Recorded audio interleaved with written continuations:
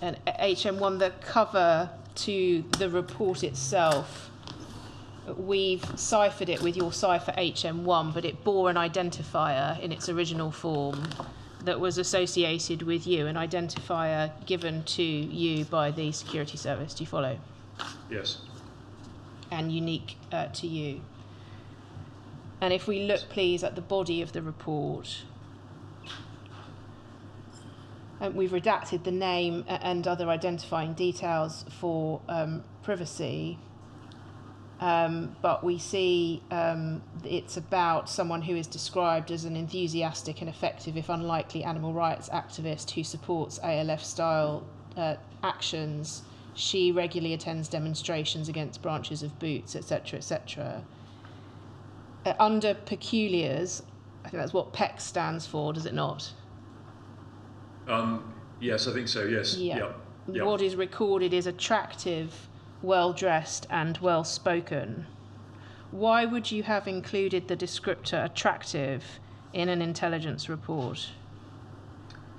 Well, look, I accept that that's a very subjective comment, but then there are, there's a conventional sort of definition of attractiveness in a crowd of others that would have made us stand out in a way that people would have understood what that meant. That's why I put that down. There was a sort of conventionality and not sort of conforming, if you like, to a dress style associated with what many people adopted on events such as these. Right, but that's what well-dressed means, isn't it?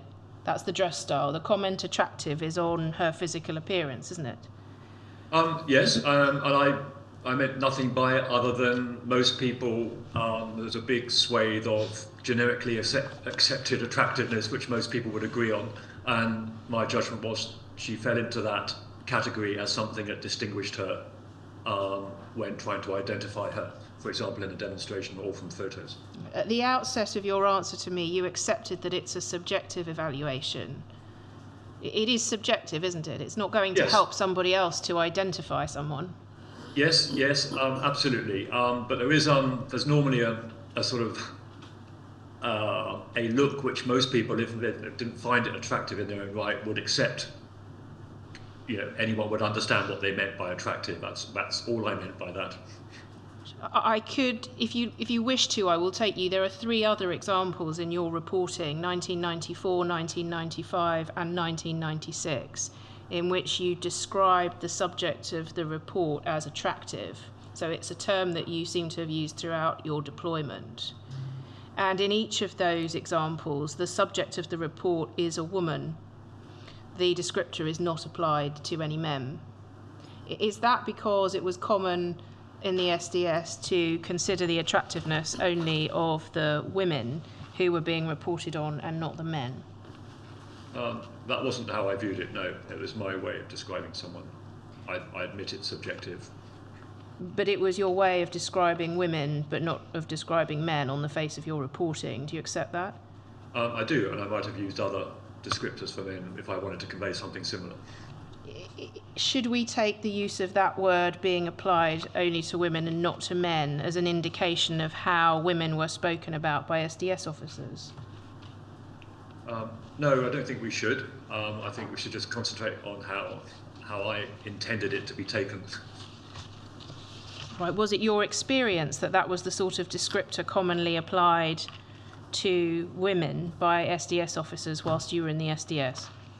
No, I don't remember seeing anyone else use that as a descriptor. Did you hear anyone else talking about the attractiveness, attractive or otherwise, of women on whom they were reporting? No. Was there any mention during the Safe House meetings of past deployments and problems or issues that had cropped up for the officers deployed?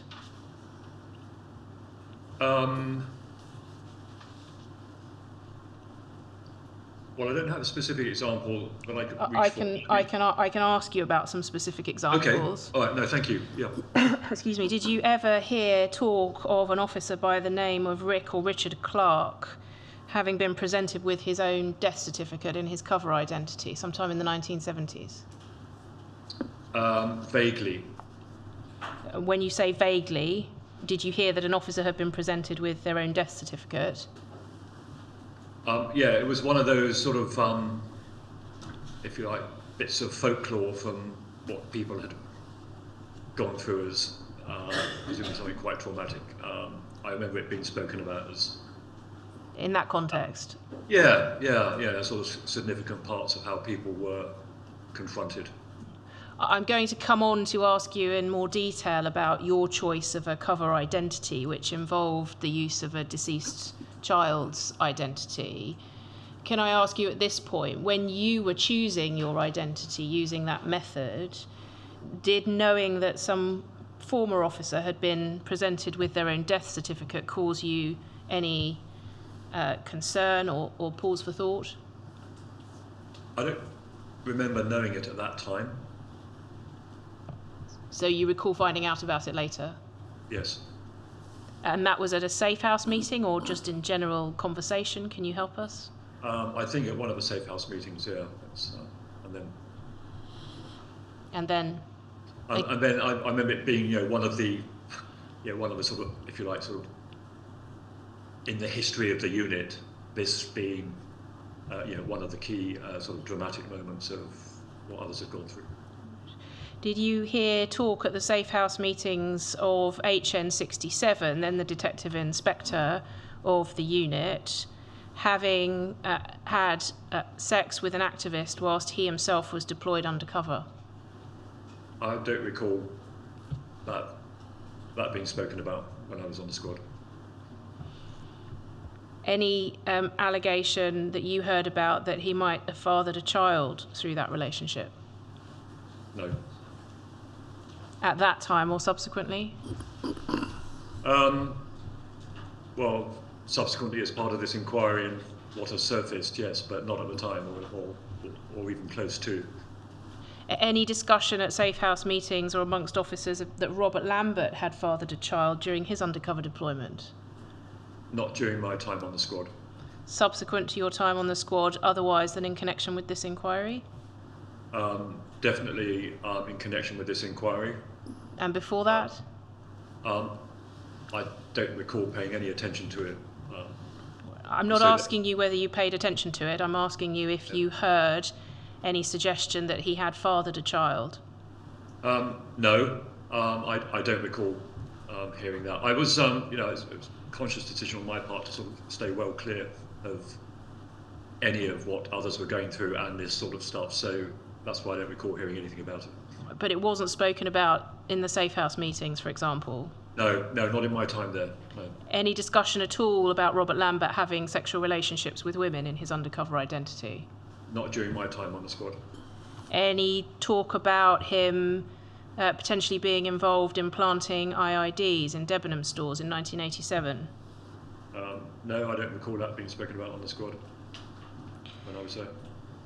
I'm going to ask you some careful questions about an officer that this inquiry knows by the cipher HN4. Can you please check the cipher list, but don't say the name?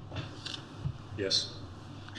This officer was deployed in the late 1980s and early 1990s. That's what I can say about the era of his deployment. And he was arrested for drink driving in his cover identity and disclosed his real identity to the arresting police. Is that something you heard about whilst you were on the SDS? Not with that degree of detail. It was kept pretty tight. I was aware that something had happened to him, and it was causing a good deal of awkwardness. Were you aware separately that he had been arrested in his cover identity for a minor public order offence and again disclosed his real identity to the arresting officer, leading to his withdrawal? Not at the time, no. I wasn't particularly close to him. We didn't have much of a relationship even during the meetings. In terms of the officers that you did have particular contact with, and I'm thinking in terms of mentoring, I would like to ask you about those officers, please. And can we have up on the screen MPS 0527 231. It's your B126, sir.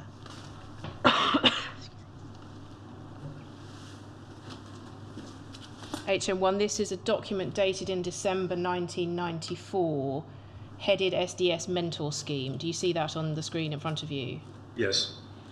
And about 2/3 of the way down of a list of mentors. And again, I'm going to ask you some closed questions about this. But it says that HN83 was mentor to you and another, having taken over the former responsibility, that is your mentoring, from Detective Inspector Lambert / retired Detective Sergeant Dines. Mm-hmm. Firstly, do you recall being mentored first by Robert Lambert and then by John Dines? Yes, in the sort of loosest sense of the word mentoring. And why do you say the loosest sense?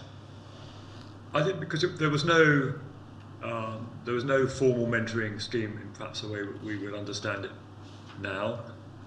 It was an informal arrangement, but with sort of someone identified as being a point of contact to discuss welfaring operational issues. And how much contact did you have with Robert Lambert in that role? Well, it was sort of intertwined really with his being one of the office managers. And there was it wasn't necessarily a separation of powers there, but he would be someone, for example, I might have a one-to-one meeting with in that role, not necessarily as mentor, but it might have incorporated mentoring. And the nature of the discussions you had with Robert Lambert, did they ever include discussion before you entered into a relationship with Ms. Fuller about the topic of sexual relationships? No. John Dines, how close were you to John Dines in a mentoring capacity? Very early on. More sort of as part of my preparation and learning about the nature of the role, would speak to him regularly. Once on the squad, not so much, even during the time we overlapped. Right, so in the early days, you overlapped for a very short period of time, I think, didn't you? He was out of the field soon after you were in. What sort of things did you speak to John Dines about in connection with your deployment? Did you speak about individuals who you might expect to find when you deployed into the field? No, it was more the sort of philosophical stuff about how one presented oneself, what one's message was, what the branding, the lifestyle that you would want to be associated with as far as others were concerned, your whole style of approach, platform, the type of person you would want to sort of, if you like, manufacture yourself as. Did any of that advice extend to how you should approach the question of relationships of any kind with women whilst you were deployed? No, not specifically with women, but the generic patience and relationship building to gain credibility and trust was of course a big part of it. Any suggestion from him to you that you might find yourself entering a sexual or intimate relationship with a woman whilst deployed? No. Did he tell you that he was himself in a relationship with Helen Steele? No, he didn't. He never spoke about that. Did you hear it from any other source than John Dines? Well, it was, again, as part of the inquiry and almost sort of the publicity around that relationship. I can't remember exactly when, but sort of everyone, the world got to know about it in a way. Yes, I'm asking you specifically about your time on the SDS or thereafter in your professional life as a police officer. Did you hear about any suggestion that John Dines had a relationship, an intimate and sexual relationship with Helen Steele? Not an intimate sexual one, no. I knew they were close. Did you hear that by 1995, so whilst you were still with the SDS, Helen Steele was making efforts to track down the man she knew as John Barker by visiting his real-life parents' address in London? Did you hear about that? Yes, but I can't remember when. It might have been generic briefings. What does generic briefings mean? Well, within the squad, one of those meetings, as what was going on to a former colleague, and the attempts to track him down. So the whole of the squad, as it were, might have been told that attempts were being made to track down one of the former undercover officers. Is that? I don't remember the set piece where the whole of the squad got to know about it, but I got to know about it through a conversation at one of those meetings, either one of the twice weekly meetings or in a one-to-one with one of the bosses. Who imparted that information to you? Be really careful with names, sorry. Yeah, no, sure. I really can't remember. It was likely to have been Bob Lambert, but it could have been. I'm just looking for the side bit here. HN86. I'm going to ask that we put up on screen a document, MPS 0720836, please.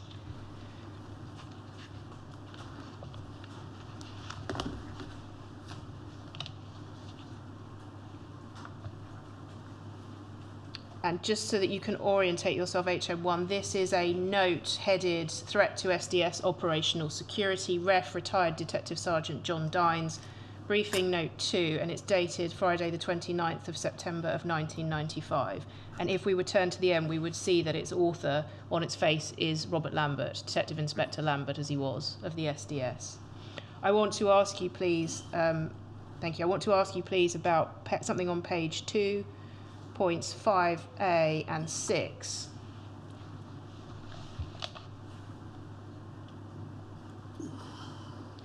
What Robert Lambert appears to have proposed here in this note is that approval should be sought for what he refers to as two complementary approaches, and this is in response to Helen Steele's attempts to track down John Dines.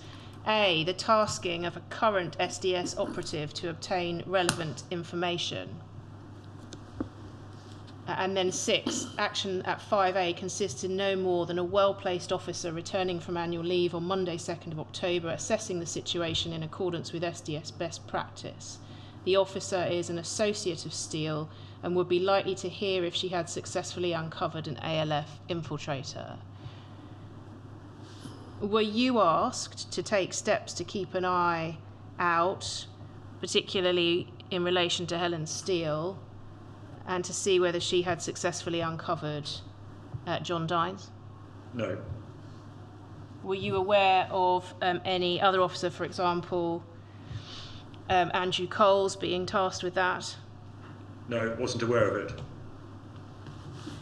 it. Given that a member of the circles, if I can put it that way, broadly, the circles of activists with whom you were associating was, during the course of your deployment, attempting to uncover a former SDS officer, would you have expected to be told about this, if for no other reason than for your own welfare? Possibly. If it was of direct relevance. Well, if Helen Steele had uncovered in 1995 that John Dines was an undercover police officer, that might heighten the risk of you being suspected or identified as an undercover officer, mightn't it? I operated every day with a suspicion that, I knew about the suspicion that I was an undercover officer. I lived with it every day. I had no connection with Helen Steele. But Helen Steele and John Dines, if you like, partnership was unique to the two of them, and I would have had no role in that tasking because not least I wouldn't have got anywhere, and it wouldn't have added to what I needed to be aware of in terms of what others sought to do. I lived with that sort of threat and realization that there were probably people trying to do that every minute of every day. But this was your manager, Detective Inspector Lambert, with concrete evidence that someone who had been reported on in connection with animal rights activity by one of your predecessors was taking steps to identify him. That would have heightened the risk to you, wouldn't it? Beyond the normal level. I don't know how it could have heightened the risk. I think that's the only point I'm making. It would have been, I would have been sort of, I would have been obviously interested to know that was happening. It would have confirmed what I probably thought was the case anyway. In my mind, it wouldn't have heightened an already high risk that this was going on anyway, in my mind, which is, I say, a living with daily phenomenon. And in terms of your knowledge of Helen Steele, at the time that you were deployed, the McLibel litigation, as it came to be known, was ongoing, wasn't it? Yes. And that was spoken about amongst the activist circles in which you mixed, for example, at London Boots Action Group meetings? It came up. Yeah. So you were aware of Helen Steele, weren't you? Oh, yes, she was a very, very prominent figure. And you were, even if not directly, if I put it in quotation marks, friends with Helen Steele in your undercover identity. She was friends with or an associate of people with whom you were mixing, like Paul Gravett, wasn't she? Yes. So when you say that Helen Steele wasn't really anything much to do with you, that's not quite right, is it? Well, in terms of her having any time for, for a relationship, friendship, probing questions, I was no more than just another person in the audience for her. But if she had found out that John Barker, as she knew him, was in fact an undercover police officer, that's the sort of thing you might have heard about, isn't it? As Matt Rayner. Well, not from her. But maybe from others. Well, on the squad, but this was going on, sort of. So, the Rob Lambert memo you just brought up. I was asking whether you would not have found out from other activists with whom you were mixing at the time, if someone had been uncovered as, to use the colloquial term, as a police spy.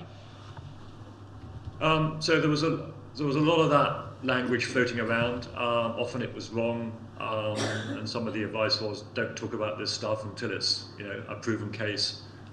So you almost sort of live with that sort of daily narrative of people's suspicions of police spies, undercover police officers, everyone being followed. I was not a part of Helen's circle. I would not have even manufactured any external interest in her. So I doubt anyone, I don't remember being told, but I don't know why anyone would have told me about that sort of stuff. Right. So the extent of your knowledge appears to be probably at a meeting, possibly at a one-to-one, you were told that Helen Steele was making efforts to track down John Dines. Yes, that's how I recall. Did you, or were you told why it was believed she was making those efforts? Well, I don't know if I was told why. I mean, they could understand why. They had a very close friendship. They worked together on a very prominent campaign. So you understood that they had a very close friendship? Yes. And where did you get that understanding from?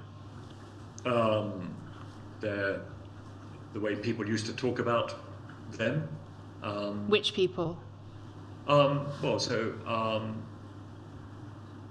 People in the movement, people associated with, and that overlap between the McLibel campaign and the groups of people that I was more associated with. And then it became a very public campaign.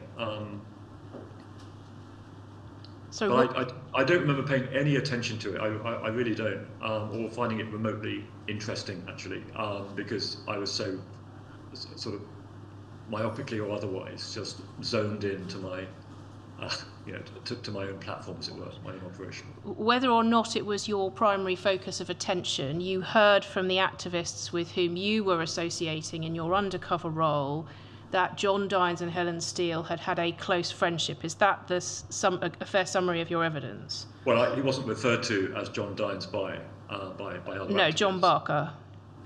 It was, but there was talk of Helen and John as close friends, but it was for me it was just uninteresting tittle tattle.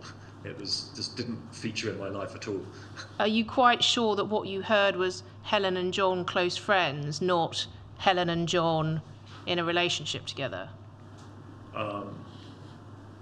No, I don't recall which it was. I do recall just not being interested.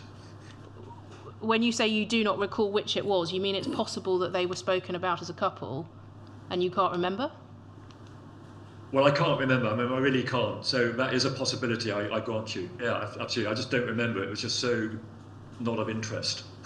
So had you heard from the activists with whom you were associating that a predecessor officer had had a relationship with a woman in those circles that would not have surprised you sufficiently for you to remember it today? Well, all I can say is I don't remember. I remember it just not featuring. Right. If I can ask you to think back to the early 1990s as a deployed undercover officer with the SDS, if you had heard that another undercover officer was having an intimate or sexual relationship with an activist, would that have surprised you?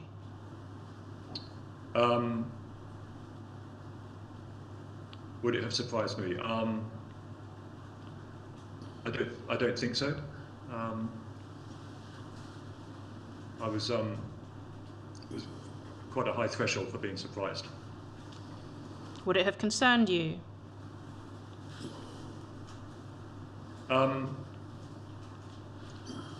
When you say concern, would it, the nature of the conduct, the activity, what happens next, that type of concern, or? Any of those concerns? Would it have caused you any concern at all, or would you simply have heard it and carried on with your day as if nothing out of the ordinary had happened? John Dines' world was just so unconnected with mine. He was sort of one of the seniors. We had very little overlap. Once he'd moved on, I paid absolutely no attention to whatever was happening to him,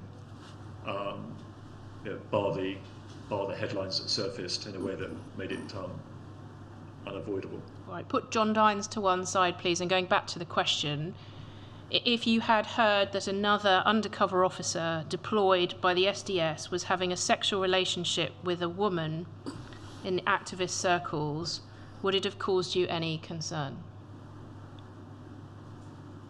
I don't recall being privy to a story of that nature. Well, we'll come on to it quite a bit later in the questioning, but you were privy to information about officers who deployed after you being in those sorts of relationships, weren't you? For example, Mark Jenner. Sorry. I was made aware of that because I was told about the allegations. Sorry, what do you mean told about the allegations? Well, none of this surfaced when I was on the squad, so I wasn't aware personally during my time of allegations of undercover officers having sexual relationships. But it was whilst you were still a police officer and still in contact with the SDS, wasn't it? I had a very loose connection with SDS, as everyone does, mainly in a mentoring capacity if people decide they want to stay involved in that way. Yes, you were mentoring a number of officers who deployed after you, including, but not only, Mark Jenner. That's right, isn't it? Yeah, I'm going to use the term mentoring loosely. It wasn't a formal scheme, it was meeting for coffee, should you wish. More pastoral than mentoring. But you had close enough contact with them to understand, for example, in the case of Mark Jenner, that he had entered into just such a relationship during his deployment. That's right, isn't it? I just don't recall when we ever had that conversation in which we discussed that. Right. We'll come back to that a bit later on in the questioning. Can I go back for now to John Dines and what you knew of him? We've heard evidence from others that he was, or another officer, that he was regarded as a bit of a gong hunter. Do you understand the term? That he was looking perhaps for glory or for a reward. Did you observe anything about his conduct which made you think the same thing? So I could see in him an element of superiority, yes, in his sort of self-assured belief that he was sort of, yes, possibly better than most. I asked you a few moments ago about the officer HM4 being arrested and disclosing his real identity to arresting officers. The inquiry heard evidence from an officer known as HN56. Can you have a look at the cipher list, please? Yes. That officer gave evidence to the inquiry to the effect that HN4 was confronted by John Dines, who was critical of the circumstances of his arrest. Were you aware of anything like that? No. Again, careful with names, but please look at the cipher list. Did you hear anything about John Dines alongside Robert Lambert and the officer who I will refer to only as HN8?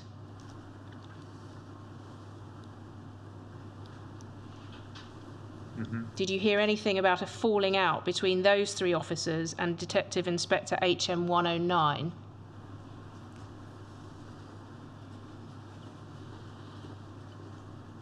No.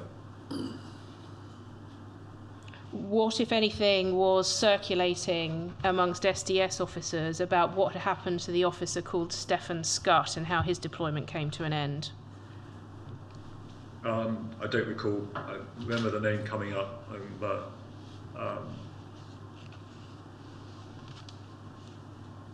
yeah, don't recall. I don't recall. So you don't recall hearing anything about it other than the name coming up, is that right? Other than the name coming up and the story attached to it, and yeah, sorry, I don't recall. You don't recall anything about the story attached to it? No. Did you at any stage discuss with John Dines, or did he discuss with you, intelligence about an alleged plot to contaminate Lucozade? No, he never spoke to me about that.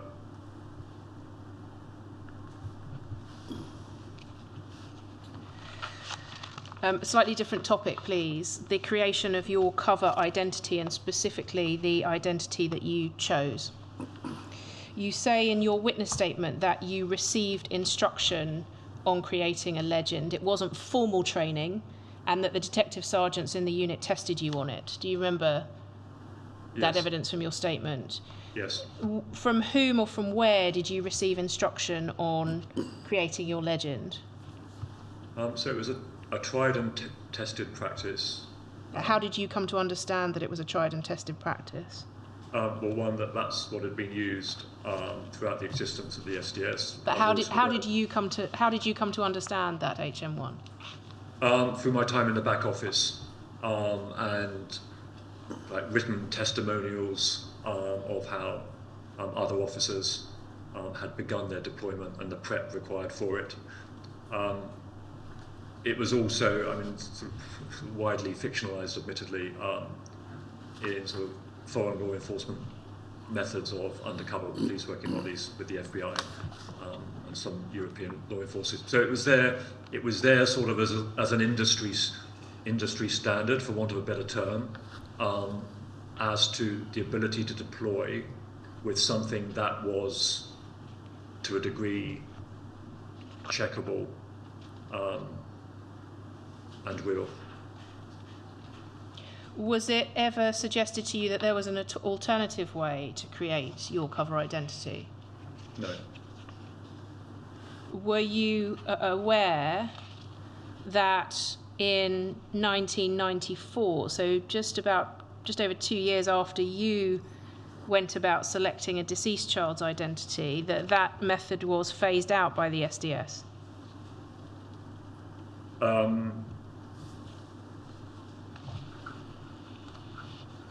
I don't recall being aware that it was phased out, or at that time anyway.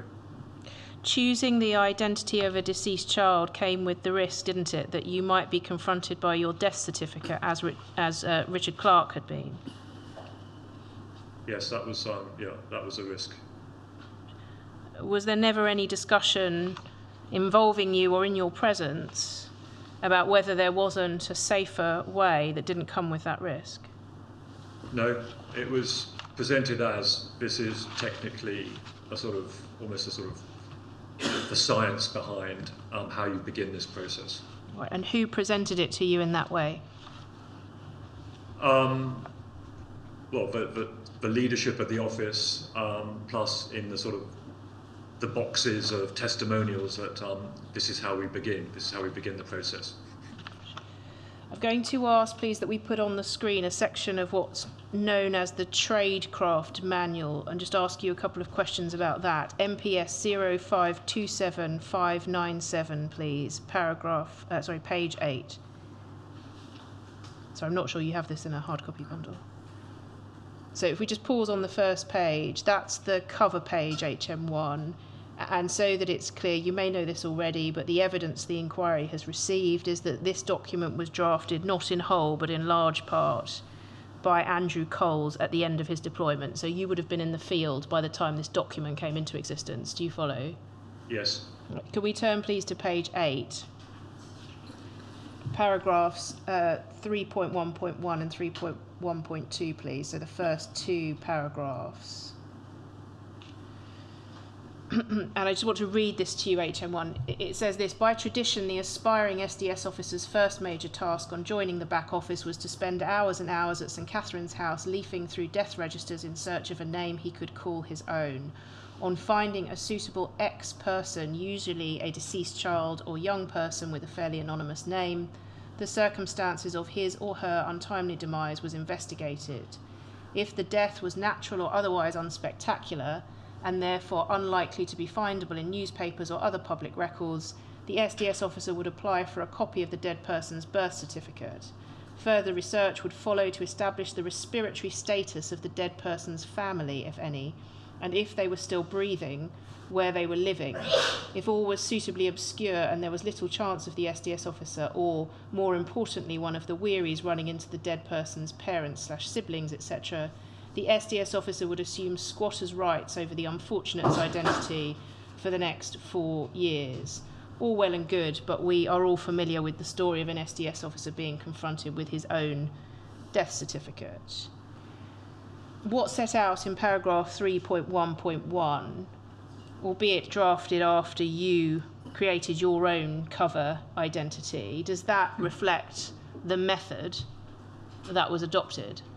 Yes.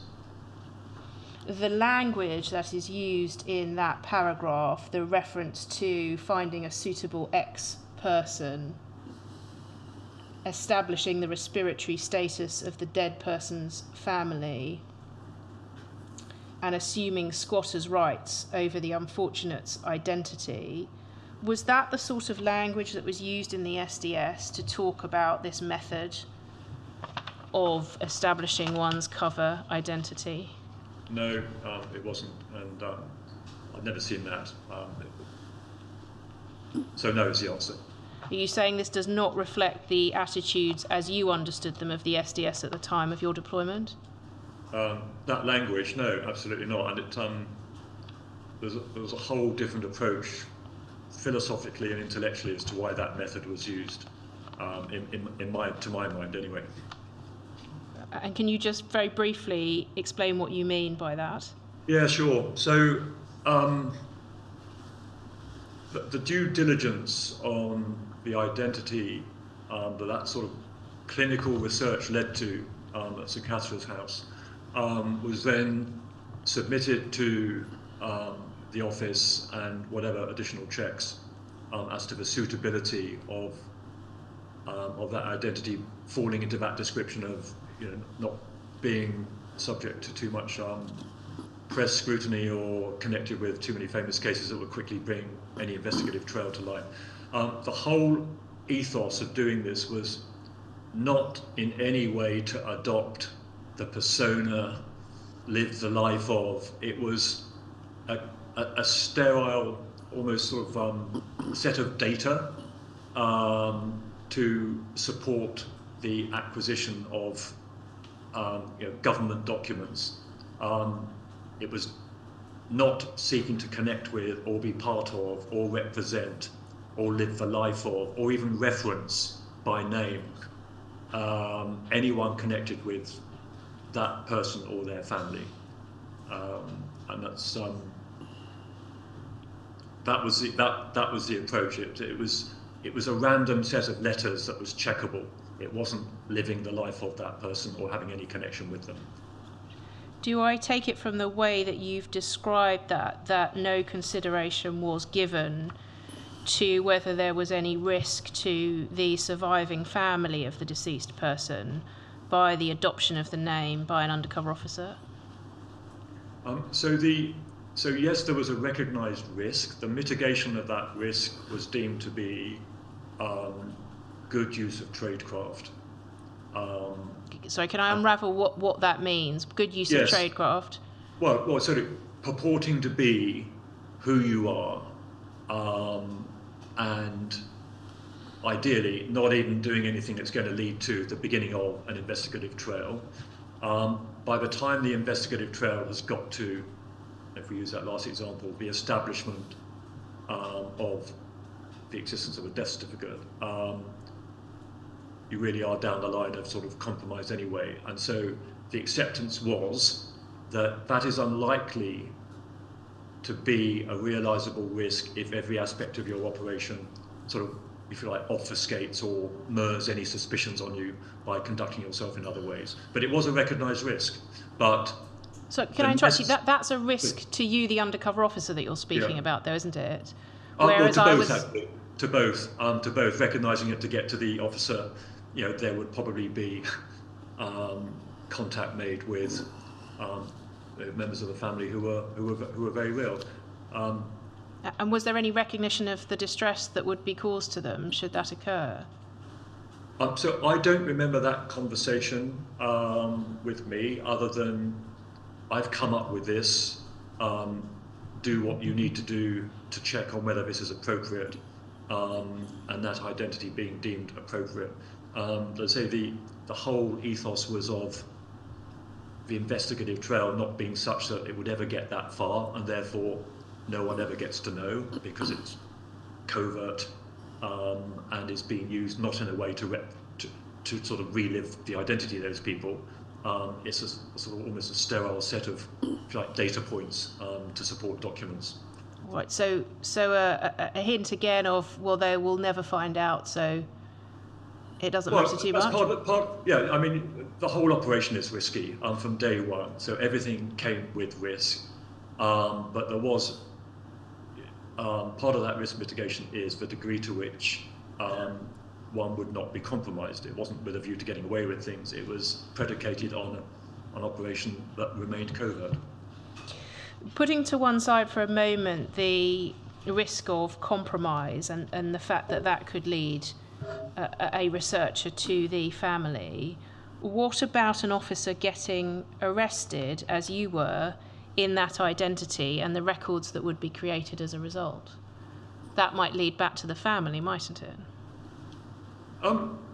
It might do, but the degree to which anyone would know that, unless you became a public sensation, is remote. What about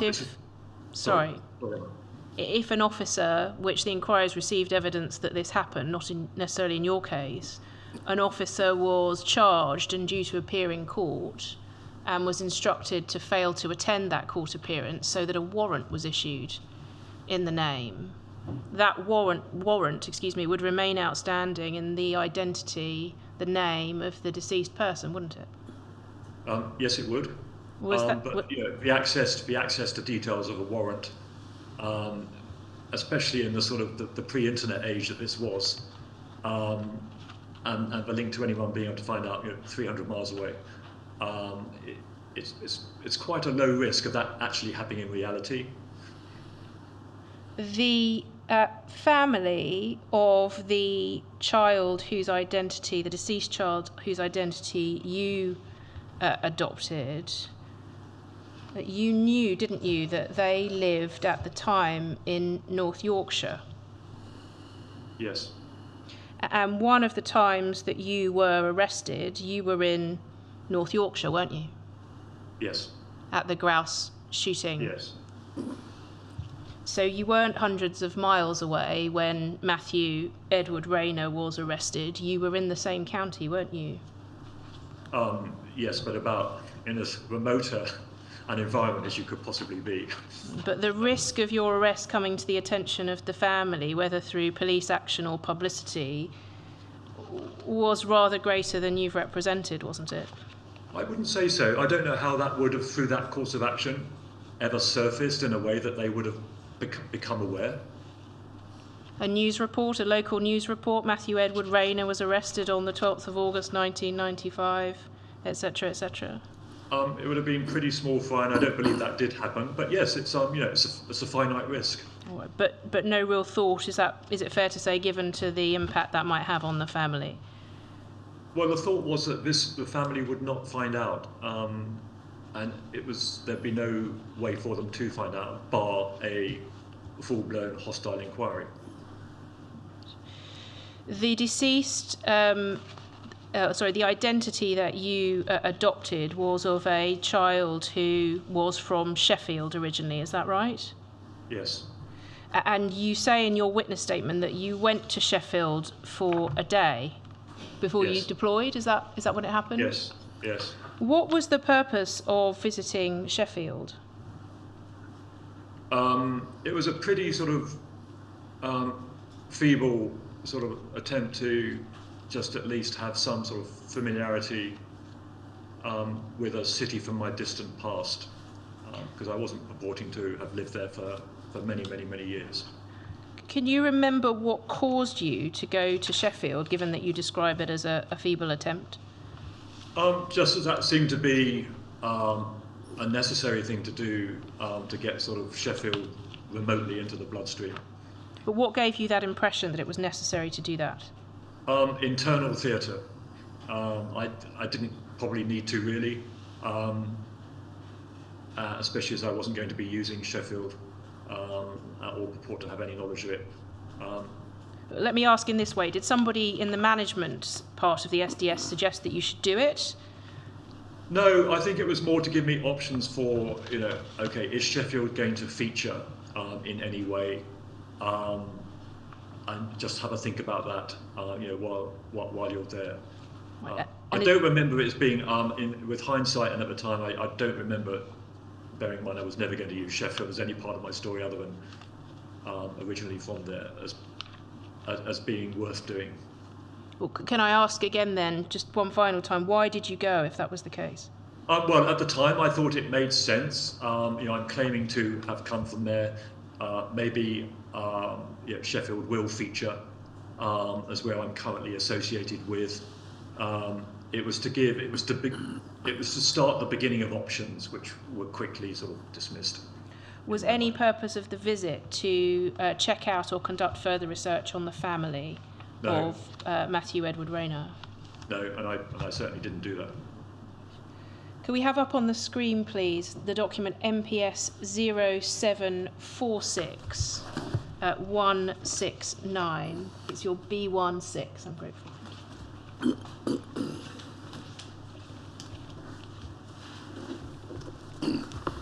HM1, another document that the inquiry located in the hard copy records kept by the SDS. Do you follow? Yes. And it appears to be all about your cover persona. When you were shown this before you gave your witness statement, you said, I don't think you had a particular recollection of this document, is that fair to say? Yes, correct. And you suggested that you must have set down your legend to help you to memorise it and to assist others to test you on it. That was what you said at paragraph 56 of your witness statement. Yes. So it is your best evidence that this is, or certainly the details in this document were put down into writing by you? I'd imagine so. Yes, and I'd imagine if it wasn't, I'd certainly have seen it and checked it. In paragraph 1, it gives the date and location of birth and address of Matthew Edward Rayner, whose identity you used. And Yes. just above that, there are the details of Matthew Edward Rayner's father and mother. Yes. But they're the grandparents' details. Do you have any idea where you got that information from? No, I don't. Did you obtain that information? No. If you didn't, can you take an educated guess as to who did? Well, as part of the, I say, when you submitted the identity that you proposed using for further research and checking, I can only imagine it would have been done by the office. Right, so further research into the family history or the family tree of the individual whose identity you adopted. Yes, I can't remember the degree of detail that appears on a conventional birth certificate. So whether it was on there or linked to that or the death certificate, I don't know. Right. We heard evidence from Caden Blake, who is a surviving sibling of the real Matthew Edward Rayner. And the grandparents' details were not on the birth certificate, but Caden Blake was able to confirm that the details on this document for the grandparents are accurate. So accurate details for the grandparents have been obtained from somewhere. Your best estimate is that someone in the SDS office would have obtained those details. Yes. The information in this document as to the family, the surviving family, and the deceased grandparents, the location at which the parents were then living, so Thorganby, North Yorkshire, date of birth, born in Sheffield, etc. How much of that information did you share with the activists who you came to associate with in that identity? Hardly any of it. What about your parents' names, for example, as Matthew Edward Rayner? No, I don't recall ever mentioning the names of my parents. So from the detail that we see there, you adopted the name Matthew Edward Rayner and the date of birth that we see there, the 16th of September 1967? Yes, yeah. But the Sorry. As you know, and for the purpose of things like passports and driving licenses, that was my only connection to that identity. Other than your interactions, so you will have interacted with the back office staff in relation to the creation of your identity. Yes. And you refer in your statement to being tested on it. That would it by the detective sergeants or by the detective inspector and chief inspector as well? Probably both. Probably all of them. Yes. Yeah. Did any other of the undercover officers who you had taken advice from, for example, John Dines or Andrew Coles, did they give you any advice about the creation of your undercover identity? Not meaningfully. Nothing that added substantively to what the methodology was of the day. All right, thank you. Can I change topic now, please, and ask you about, still in terms of your time preparing to deploy, what advice, if any, you were given in relation to the commission of crime whilst an undercover officer? In your witness statement, you acknowledged that you had come across a Home Office circular in the back office called Informants Who Take Part in Crime. Do you want me to put it on the screen to refresh your memory? If you don't mind, that would be helpful. MPS 0727104. It's not in a hard copy bundle.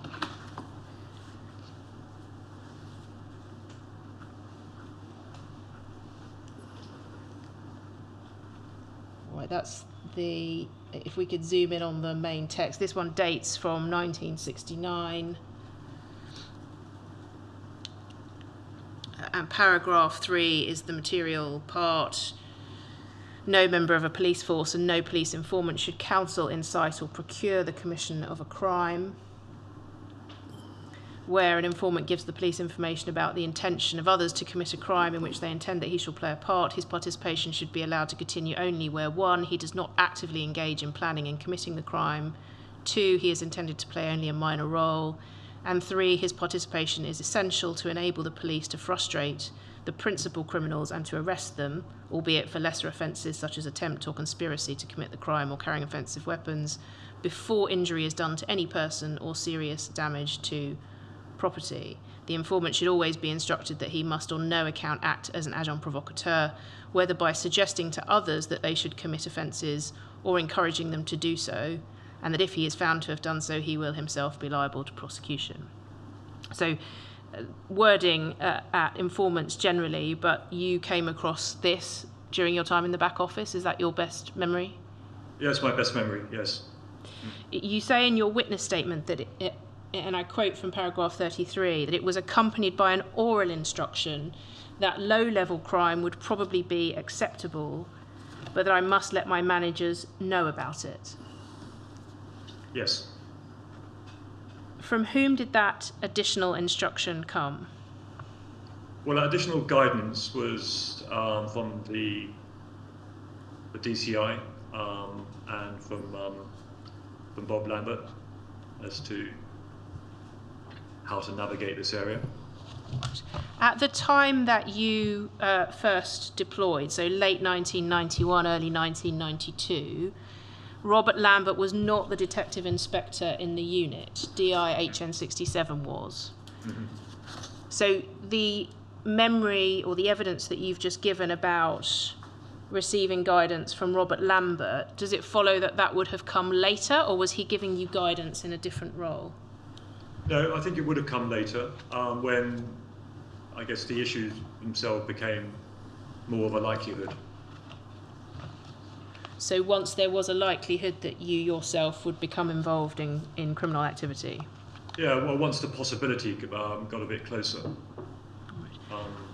Because to begin with, I was no one knew who I was, so it was most unlikely that would be the case. And you said also from the DCI, is that HN 86 who was there at the beginning of your deployment? Yes. Can you help us with what low level means when you say low level crime would probably be acceptable? So there wasn't a list of activity, but the types of things associated with what the people I was associating with would do that constitutes that would be low value criminal damage. And by low value, do you mean in the sense that it would be tried only in the magistrate's court in a technical sense, or do you mean it in a less technical sense? I mean it in a less technical sense. I'd say it wasn't specific, and neither was it listed. But either way, it was sort of the combination of the low level, but closely coupled with the only sort of if invited to and necessary. And how did you come by that understanding that low level or low value criminal damage is the sort of thing that would probably be acceptable? Was that said to you explicitly by HN 86, or was it less explicit than that? No, it was more or less explicit, but it was more of a knowledge of the of other people's operations across the SDS where engaging in some form of criminality had been necessary for some of them at some stage, and how that was treated and dealt with.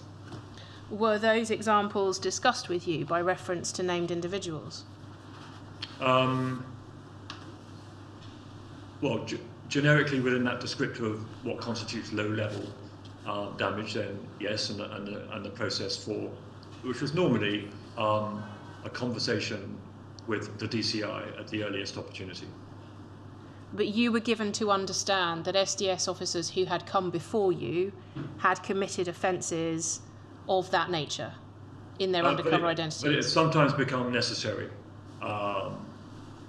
to be, or would have been caught up in activity in which that was the outcome of the event. Was it ever suggested to you that Robert Lambert was one of the officers who had committed criminal damage type offences during his deployment? Not specifically, no. Were you aware that John Dines had been arrested at the poll tax riots? Yes. How did you become aware of that? It was spoken about regularly on the squad. What was said? Very little more than that. That he had been arrested? Yeah, but that's specifically at the poll tax riots. What about the circumstances in which he had been arrested? Did you hear any talk of that? I did, but I can't remember. I don't remember finding it particularly sensational. It was more part of, for example, at a big demonstration such as that, these sorts of things can happen. Right, so it wasn't something that was considered to be out of the ordinary or surprising, but something to be expected for an undercover officer as far as it seemed to you? In certain cases where people were closely associated with individuals that were participating in that type of activity. Other bits of SDS operations on the more sort of pure, sort of more discursive political groups never got anywhere near the need to do this, nor indeed were the people they were mixing with. So it was very much officer dependent. By the time that you received guidance about participation in crime, did you understand already that you would be deployed to provide intelligence on animal rights activists and the ALF? Yes. And did you consider that there was a risk of you becoming involved in criminal activity as a result of the sort of area into which you were going to deploy? At the stage I was at the beginning, I was absolutely aware that the whole purpose of my deployment was to get as close as possible to people engaged in illegal activity at the most extreme end. So one of the things you were supposed to report on was people who were committing crimes?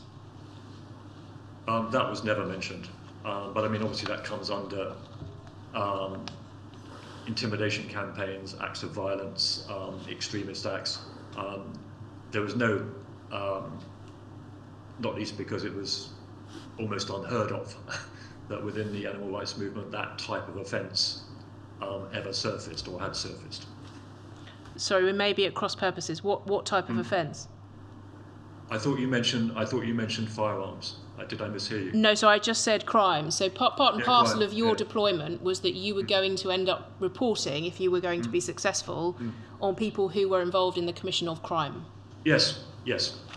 That was not a surprise at all to you or your managers that you would find yourselves, if you were successful in your deployment, amongst people who were regularly committing crime. No, in fact, well, by definition, that was the stated purpose. Could we take down the Home Office circular? I want to ask you about some SDS guidelines, please. MPS 0526756. It's B122, sir.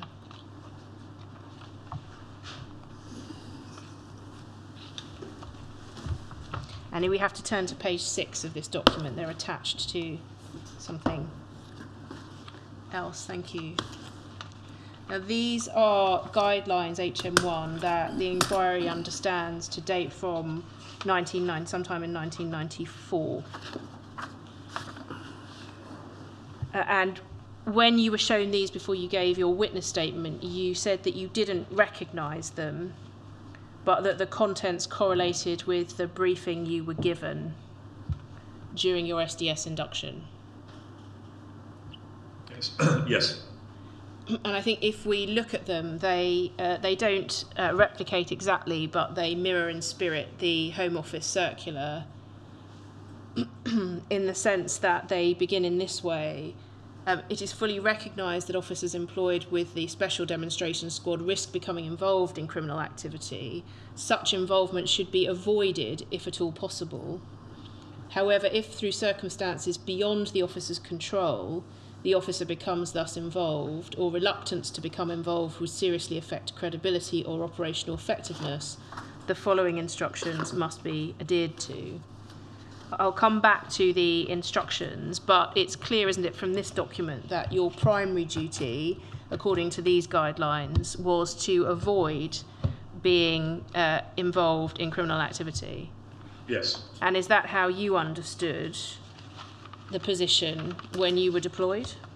Yes. How does that fit together with the guidance that low-level crime would probably be acceptable? Well, I don't think it contradicts avoid if at all possible, but where it is unavoidable for the reasons that are stated, it is acceptable.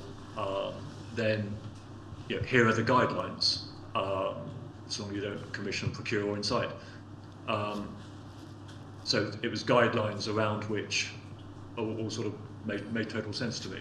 I've got to say, my whole demeanour and posture was not someone that sought to engage in activity that would unnecessarily bring myself to attention. So there's that balance between who's going to give you any credit for a bit of criminality. One school of thought is, why would you do something as stupid as that to bring yourself to attention? And it actually damages credibility. And I wasn't one of the more spontaneous types or sought to portray myself as not one of the spontaneous types. So very rarely did this actually come into play as to what I needed to do. But it was the guidance that was there that made total sense. Being arrested for a relatively low-level offence, such as a low-value criminal damage or perhaps public order offence, was that viewed by some of the people, the activists with whom you associated, as a bad idea because one didn't want to come to the attention of the authorities for something trivial? So that was a view widely held by the sort of, I guess, the more contemplative, and which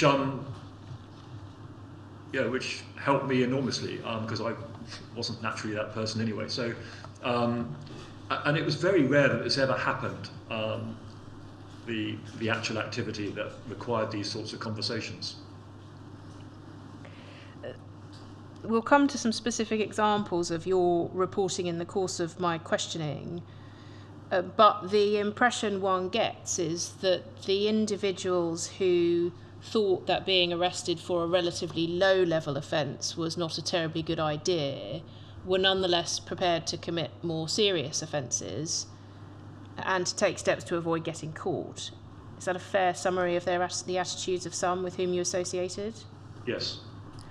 So when you say that low-level criminality like this didn't really come up, what about more serious criminality? Did there come a time in your deployment when you found yourself amongst people who were committing more serious offences?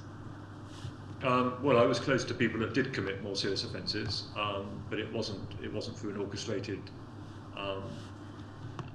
plan or campaign on my part. But did it not therefore come up, the question of how you could avoid, if at all possible, yourself becoming involved? Yes, all the time. These were, to what degree of proximity is there? What is your role? What is your knowledge? What is the level of trust you have that allows you to be confided in? And what is required to maintain that trust? And these were sort of daily questions as the operation progressed. So the question of maintaining the activist's trust in you as an undercover officer seems to come to the fore in your description. Is that fair? Sorry, could you say that? Could you just repeat that question? Sorry. Yes. Was the maintenance of trust in you amongst the activists a primary consideration?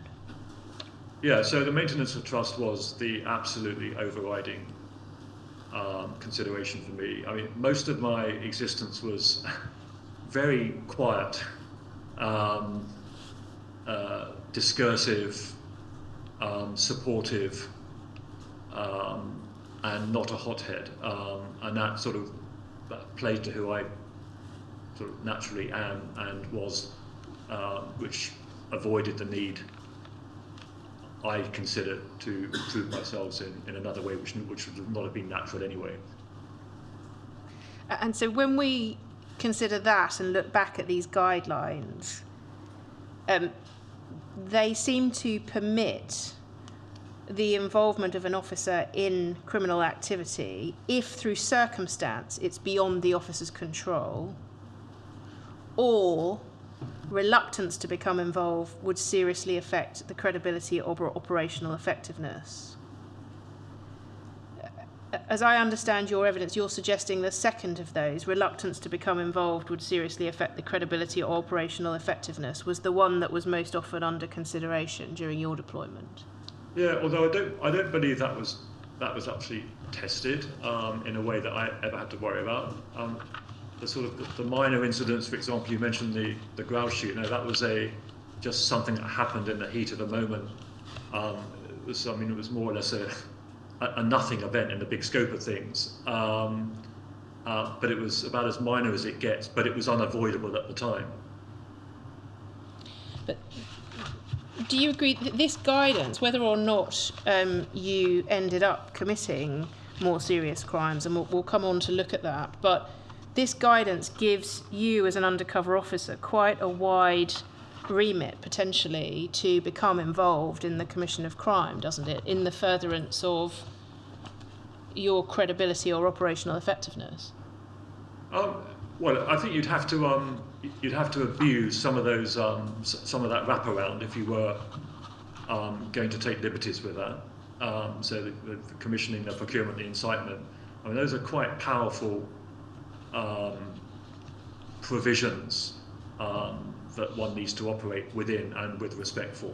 So you'd have to be operating pretty rogue, I would suggest, to abuse it in a way that falls outside of those guidelines. And for me, it was all about transparency and with the office and my seniors. But if, as you said before, the maintenance of trust was the overriding consideration.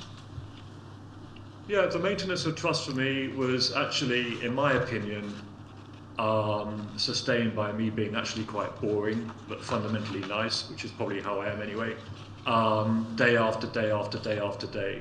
There were no set-piece criminality tests, and on a very, very small occasion on which they happened, they were normally the result of an unplanned incident on my part. I would have been part of a group where it might have spiraled a bit, or it was a public order related incident who just got caught up in the melee. But I say 99% of my time was a quiet, almost sort of nondescript, but largely as I was hoping to build a trustworthy and reliable individual in whom trust could be maintained. Could we take that document down, please, and have up on the screen paragraph 38C of your witness statement? That's MPS 0748095. It's page 19.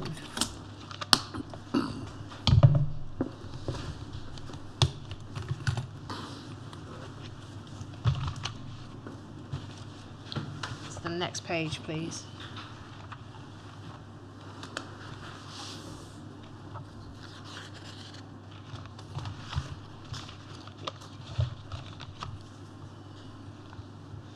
What you say there, HM1, if you can see paragraph C, by reference to the document that we've just been looking at, you say this: it was assumed that I would have to engage in crime because of my target group. Keeping one's nose clean was impossible within a group that had direct action as its aim, and to try to avoid any criminality whatever would undermine credibility. I was to tell the office in advance, ideally, and certainly afterwards. So there you seem to be recognising that it would be impossible to avoid any criminality whatsoever within the sorts of circles that you were mixing. Yeah, it would have been a challenge to have ended up doing absolutely nothing. But most of it was totally avoidable and was avoided. Avoidable because it wasn't the case that everyone in the groups that you mixed in, so to take, for example, London Boots Action Group, not everybody in that group involved themselves in criminal activity, did they? Certainly not if you exclude arrests on the spot for minor public order offences like breaching the peace at a picket or demo. Yeah, I agree with that, but that wasn't what my answer to that was. I had choice. I had choice as to whether, when people stormed into a shop, whether I wanted to be part of that crowd on home visits, the degree to which you'd want to be at the front rather than timidly waiting at the back. In most, just about every one of those occasions, I wasn't the person that followed the mob into the shop or led the mob into the shop. So it's that sort of choice I exercise on a regular basis. It was, my persona was not to be of that sort of spontaneous, unnecessary, bringing oneself to attention. But then the balance was, well, sort of, if you're there, what do you believe in? Every now and again, you're just going to get caught up in something. But it was a balance, and on the majority of occasions, it was, I'm going to sit this one out because it's not me. That's what I meant by the exercising of choice. But isn't what's set out there in your witness statement, where you say keeping one's nose clean was impossible within a group that had direct action as its aim, and to try to avoid any criminality whatever would undermine credibility, isn't that a nod to the fact that if you're always the one at the back or timidly at a home visit, someone might suspect that you're not really who you say you are? Yeah, it was a balance. And so on a couple of occasions, I was the person at the front, or I was the person that was in the courtroom, or the subject of a sort of an arrest at a public order demo. But as a percentage of those occasions where I could have exercised that choice to be arrested, I deliberately chose not to be. But yes, I mean, you have to do something, but it's a balance. Was it ever represented to you by any of your managers that it was not just necessary or possible that you might end up involved in criminal activity, but desirable to take part in some criminal activity in order to enhance your credibility? No, it wasn't put like that. It was more of a discussion we've had up to now about it is likely to be necessary at some stage, either through design or being caught up in events that you will be involved in criminality. So just operate within that guidance. It wasn't an instruction to do that with a view to gaining credibility, and it was deliberately not part of my persona that was who I was purporting to be. Can we put up on screen, please, MPS 0746168? It's your B19, sir. And HM1, we will come back to this later for the detail, but in short, it's a briefing note about a time when Andy Coles brought to the management's attention that individuals were suspicious of you within the first 6 or so months of your deployment. Do you recall seeing this document? I do recall seeing it subsequently, yes. Yeah, as part of giving your witness statement to the inquiry. Yes. I just want to ask you about one particular aspect of it now in the context of the evidence that you're giving. The reaction by your managers, HN86, I think is the author of this particular document, but he was working alongside HN67, appears about halfway down this first page. On the positive side, that's you, will have to win their confidence by taking part in some illegal act which is not exposed or some sort of public order arrest. Do you agree that that appears to express the sentiment that it would be a positive thing for you to engage in some illegal act in order to enhance your credibility? Okay, so there's quite a lot to this particular document, Emma. At the time and subsequently, I take a very dim view of how this particular incident was handled. I certainly disagree with that comment that this was a course of action that was necessary to address whatever it was Mr. Coles thought he'd come up with. What do you mean by whatever Mr. Coles thought he'd come up with? Well, so was I aware of this at the time? No, I wasn't. And the idea that there's this binary approach to commit something, sort of illegal to get you through this without any sort of more sophisticated conversation, was all a bit. I remember it being quite awkward at the time. But in answer to your question, I don't remember. That instruction I don't remember getting, by the way, and I would have done nothing with it unless it had fitted with what by that time was how I approached all of this work too. So if the detective chief inspector had suggested to you that you should take part in some illegal act which is not exposed in order to win the confidence of the people you were mixing with, you would have disobeyed that instruction? Right, but he didn't do that. So that what's written there was not communicated to me. I've never had that conversation, so it's an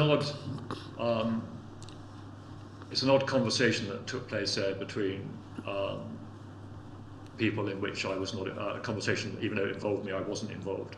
But I never got that instruction, and I guess it's hypothetical. What would I have done had I got it?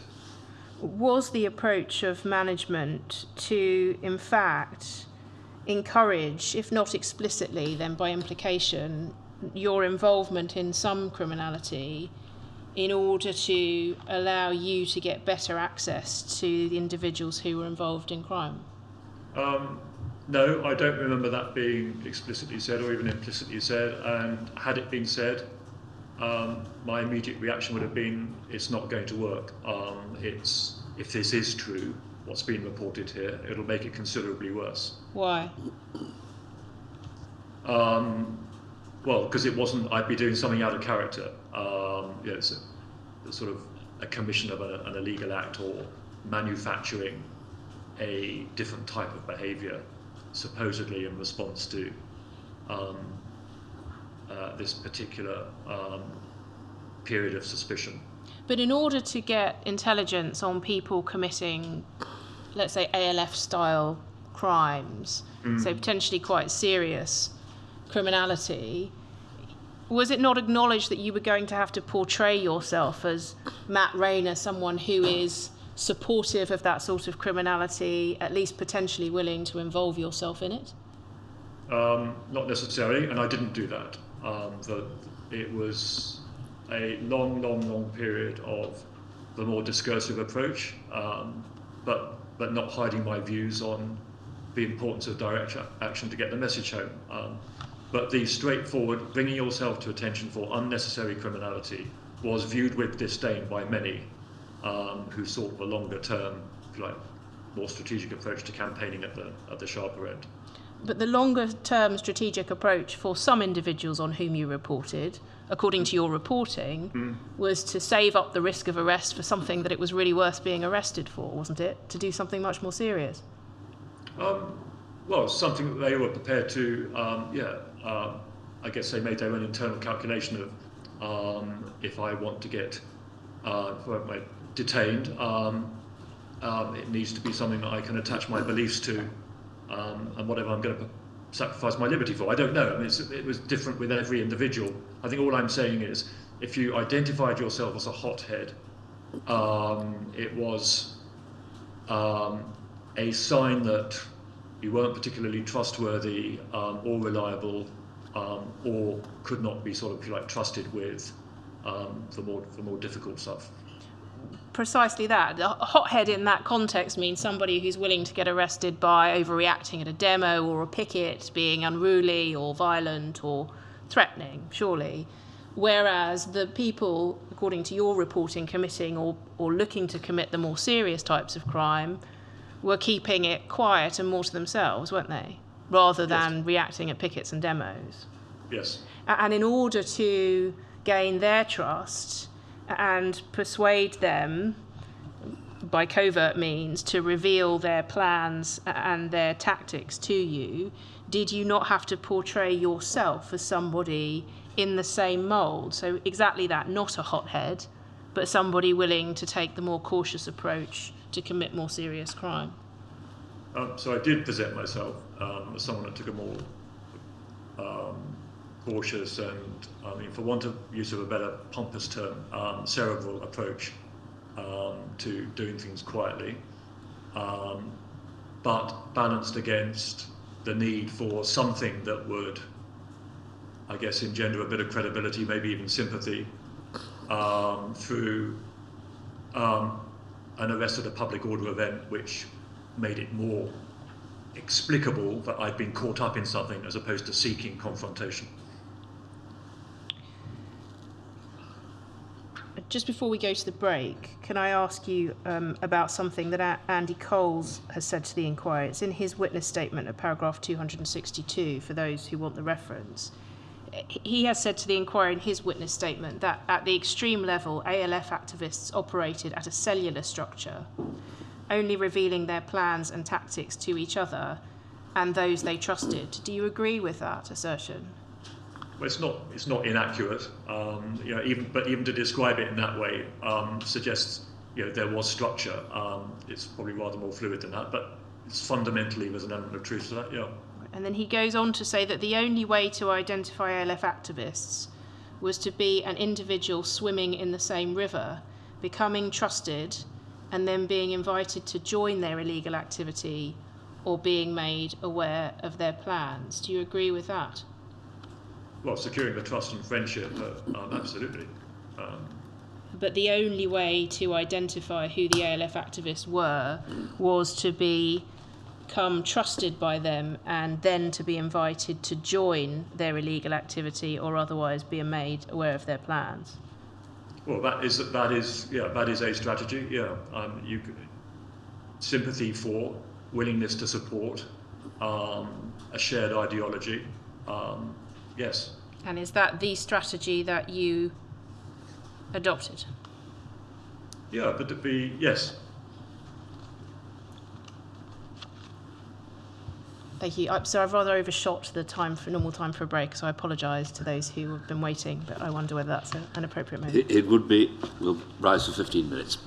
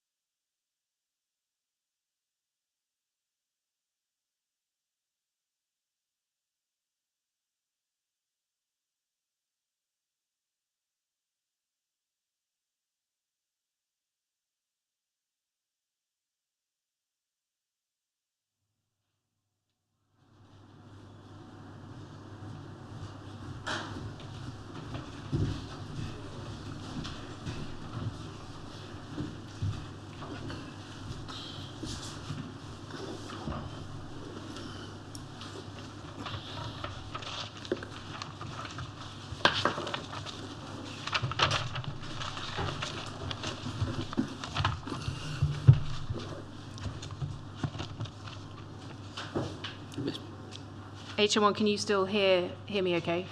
Yes, I can still hear you. Yes, all good.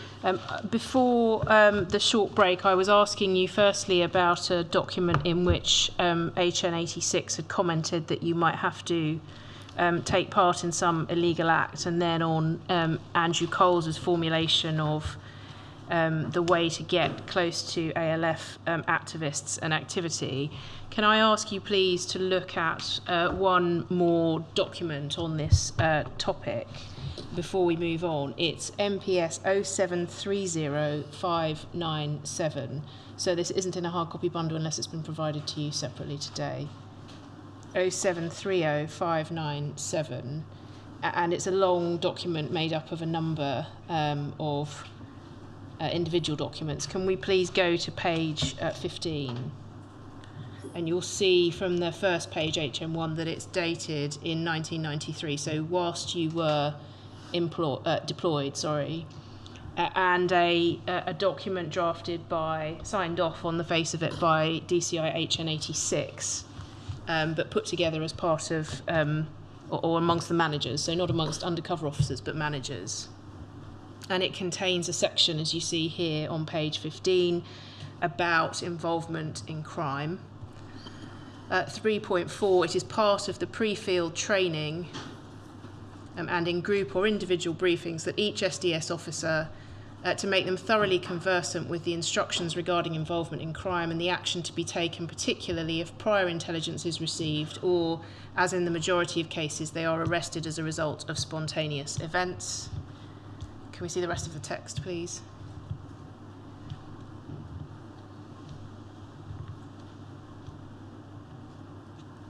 It's a reference to an historical event at paragraph 3.5. Paragraph 3.6, the ramifications of any such occurrence have never been taken lightly, and full cognizance has been given to the proviso that no member of a police force should counsel, incite or procure the commission of a crime, nor indeed take any course which would lead any officer to mislead a court in any subsequent proceedings. And then could we please go over the page to page 16. Paragraph 3.8, since those early years, arrests have been relatively few, and it is to the credit of the officers involved that on many occasions where involvement in crime was proffered, excuses have been found, such as, redacted, to avoid involvement in the actual event. The higher risk fields for involvement in crime are anti-fascist activity, anarchism, and animal rights. So that is, to an extent at least, consistent with the evidence that you were giving earlier, that you understood the animal rights field to be an area where you might come into a situation where you were involved in criminality. Is that fair? Yes, it is fair. Well, if we look at paragraph 3.9, please, the document goes on in this way.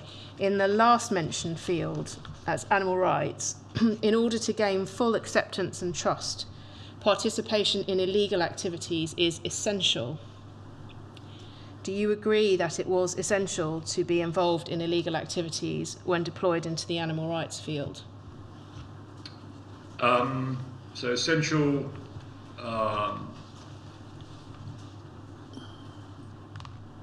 well, it's essential that one has to be prepared to be involved as and when the circumstances necessitate. So essential, probably at some stage, one would need to do something or be associated with more than just discursive support.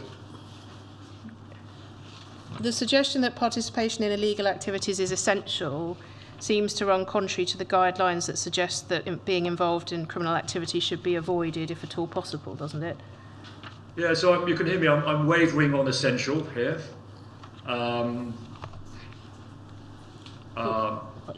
don't know if it is essential. It's a coming close to and being involved with is almost an inevitable decision that someone is going to have to make at some stage. And is the act itself essential? Don't know. It can be absolutely a key part of a development of the story and a credibility which takes you that further forward. If we go on, the document continues in this way. This level is progressive from inspections of premises where no criminal offences are actually committed, through the housing of liberated animals, daubing and other minor damage to premises, through to product contamination, arson, and the use of improvised explosive devices. Were you given to understand when you deployed into the animal rights field that you may be involved in criminality as serious as arson and the use of improvised explosive or incendiary devices? No. Were you made aware that there was guidance or a management note drafted during your deployment which suggested that might be contemplated? No. Are you sure about that? Yeah, I'm pretty sure about that. I mean, as distinct from the recognition that those individuals that were supportive of or possibly moving towards involvement in that harder end were the targets, if you like, of those that I was expected to get close to. And get close to by involving yourself in that nature of criminality? No. By good tradecraft relationship building, trust and everything that goes into that type of being brought into one's confidence. So there was nothing in this sense that's prescriptive. You were chosen for making the right judgment calls and transparency and consultation with how that approach was going, and if it did need to move into areas of criminality, then it was a discussion and the seeking of an authorization. What does good tradecraft relationship building mean? Does it include making yourself appear willing to be involved in criminal activity? I think it involves, in my case, just patient, boring, monotonous, being present, being supportive of, discrete support for the harder end activity and a support for a particular cause, and almost a sort of tunnel focused support on a particular aspect of animal rights activity, so the vivisection movement, that allowed one to have a sort of a demeanour, a set of beliefs, a sort of an approach to what drove them that was short of the criminality itself. That's what I mean by tradecraft, for the relationship building, the patience, the just being there, almost forgotten about but trusted. So you considered that discrete support for criminal activity was sufficient to allow you access to the sort of information about planned crimes that would be of use to special branch and policing. Is that right? So yes, but in isolation, it wasn't as pure as that. There were instances where I was arrested. So there was the element of having put oneself in a position where I wasn't just sitting back. It was that balance between not seeking to, but having that at least on, if you like, the visible sign of not just sitting back. So it wasn't just the pure relationship building. There were certain acts, certain events that had me being detained. But the acts for which you were detained, we'll come to the details later, were public order type offences, weren't they? One at a grouse shoot, a SAB, and the other following a home visit, trying to get into a tube station where the police were in the way, to summarise. Yeah, absolutely. Yeah, real sort of minor stuff. Absolutely. Yeah. So the two crimes for which you were arrested were minor public order offences. Yes. When it comes to gaining intelligence on the real focus of your deployment, as you set it out, the extreme ALF activity, which involved more serious crimes such as product contamination, arson, and the use of improvised explosive or incendiary devices, being arrested for a public order offence on the spur of the moment wasn't going to gain you an awful lot of credibility with the people willing to carry out those acts, was it? Not in isolation, no. It was just another one of the patient incremental, if you like, building of the jigsaw over a long period of time that was something to talk about. And so in order to get close to those who were carrying out the sorts of acts there, arson, product contamination, improvised explosive or incendiary devices, did you not have to present yourself as willing to engage in that sort of activity? No. I had to prove myself as someone that was committed to lonely picket lines, campaigning against institutions week in, week out, and doing basic but essential support type roles in terms of taking people to demonstrations, public events, and helping with the sort of the basic running of local campaigns. It was that very mundane but important but reliably present involvement over a long period of time while building the relationships. But as I understood your evidence earlier today, there was a great swathe of people in the animal rights movement who were dedicated to demonstrating, to pickets, to travelling to those events, to organising things in largely lawful campaign groups. You're not suggesting, are you, that all of those people would have been made privy to plans about proposed arson attacks or the use of improvised incendiary devices? No, very, very, very few. I mean, it's deeply hidden and unprotected. So how did you set yourself apart from that great swathe, so much so as to be trusted with information about the more serious criminality? I think it was a process of time and patience, and as I say, sorry coming back to the same description, but just actually being quite boring in a sense, or in a total sense, but just reliably being there, trustworthy, discreet, not a rabble-rouser,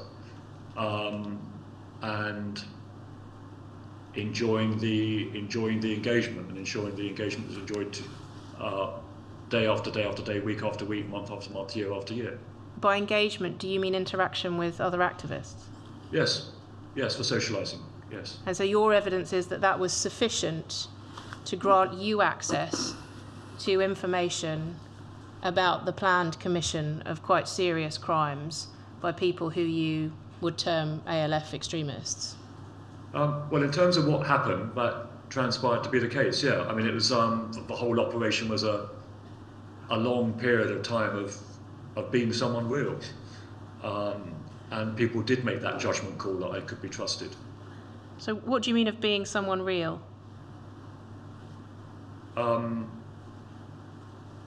Well, a real person that was who they purported to be, and was a reliable part of the scene.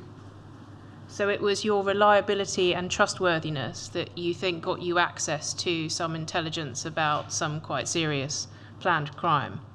I think probably the shared support for, at least intellectually, direct action. Are you quite sure you didn't present yourself as somebody quite willing to take part in direct action?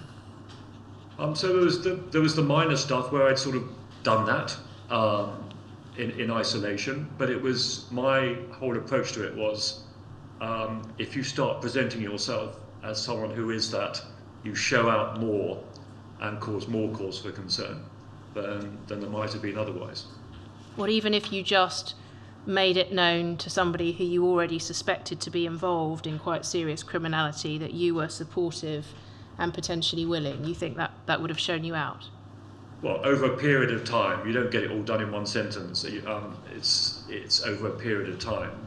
It becomes known subtly, slowly, as to how supportive you are, or one is, for direct action.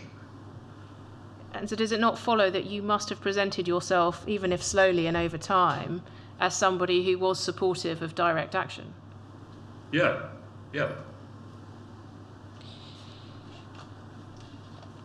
the picture that we see from the documents, and indeed from what you've said about the guidance given to you about participation in crime, must have led you to believe at the outset of your deployment that there was quite a high risk that you would find yourself involved in criminality. Is that fair? Yes.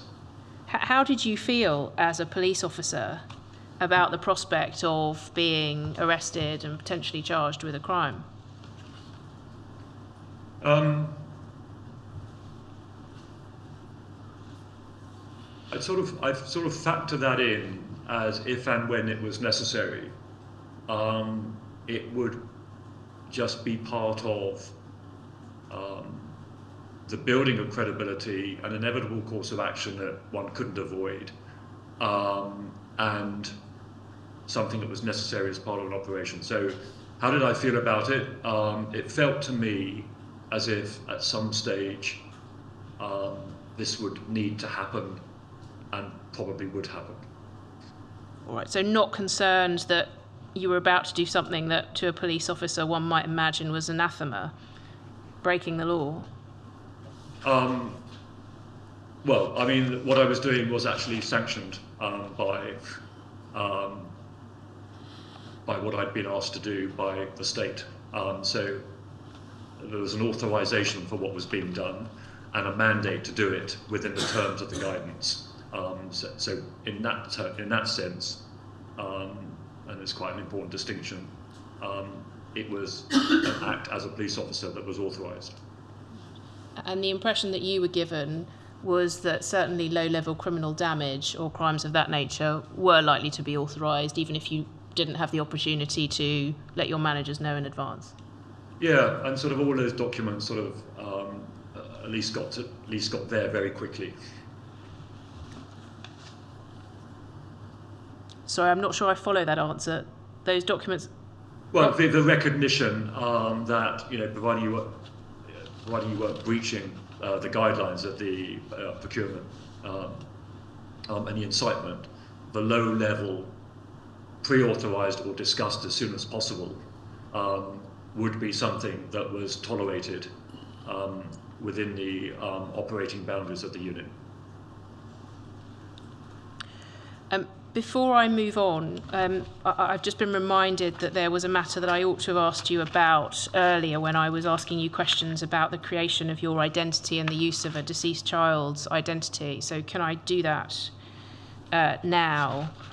And it was in connection with the death certificate. In fact, it came earlier in the questioning when I was asking you about your awareness of Helen Steele's efforts to track down the man she knew as John Barker. Do you remember I was asking you questions about that?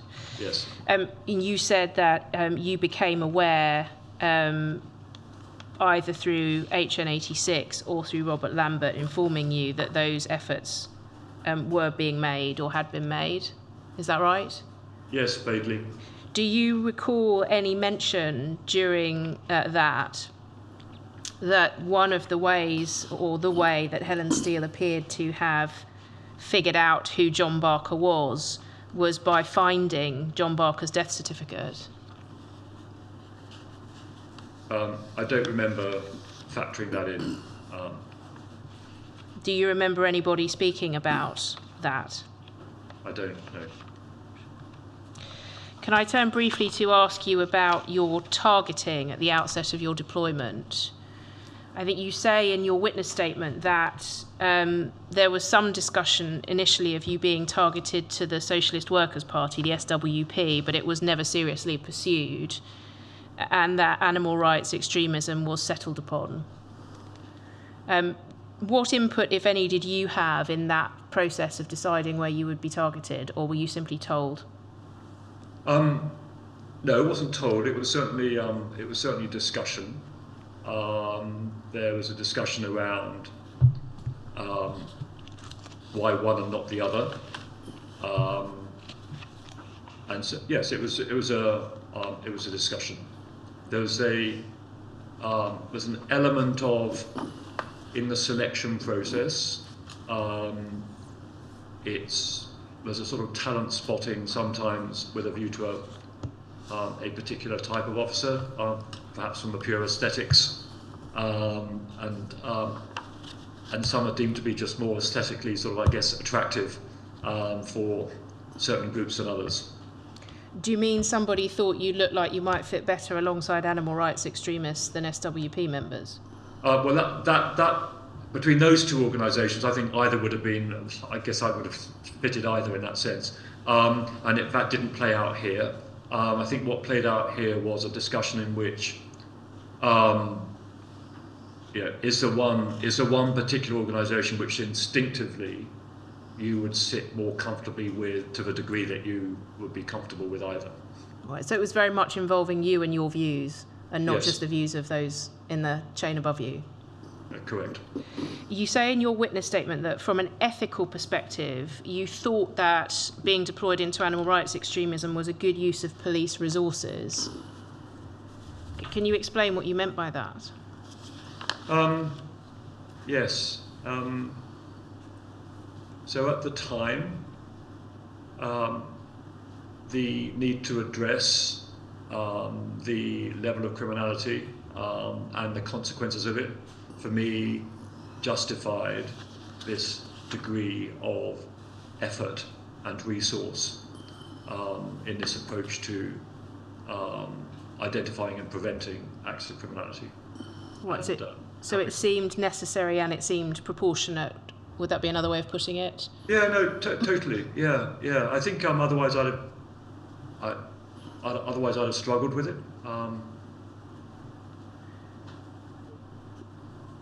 You may not feel able to offer a view, but would you have drawn the same conclusion if you had been deployed into the SWP, that it was necessary and proportionate? I could see from a public order perspective at the time, when the SWP was capable of organising big marches, 40, 50, 60,000. Absence anything else, I didn't feel attracted to the sort of discursive nature or the ideology of the group. Could we have a look, please, on the screen at the targeting strategy document that was created for you, MPS 0726963 at B17, sir. HM1, it's dated the 14th of January of 1992, so just about the time that you were going out formally into the field, and it's signed off by Detective Inspector HN67.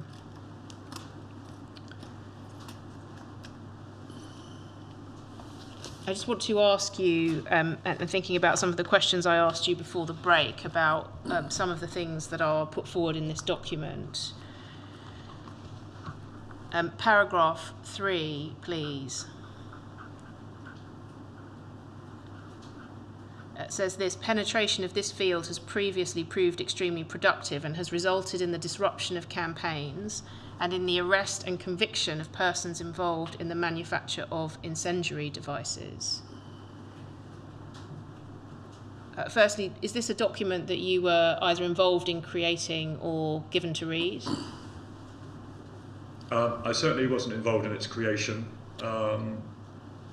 It certainly looks like the sort of thing I'd have been shown. Doesn't stand out in any particular way.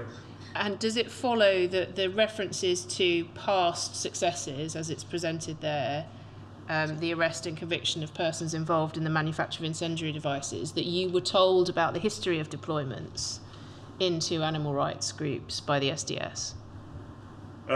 Yes. Yeah, there was sort of big picture, those that had done it before. Because that seems plainly to be a reference to Robert Lambert's deployment. Were you aware of that? Yes. And how was that presented to you in terms of what he had done? It was presented to me as someone that had had a successful tour, was experienced of operating in that area, and understood the environment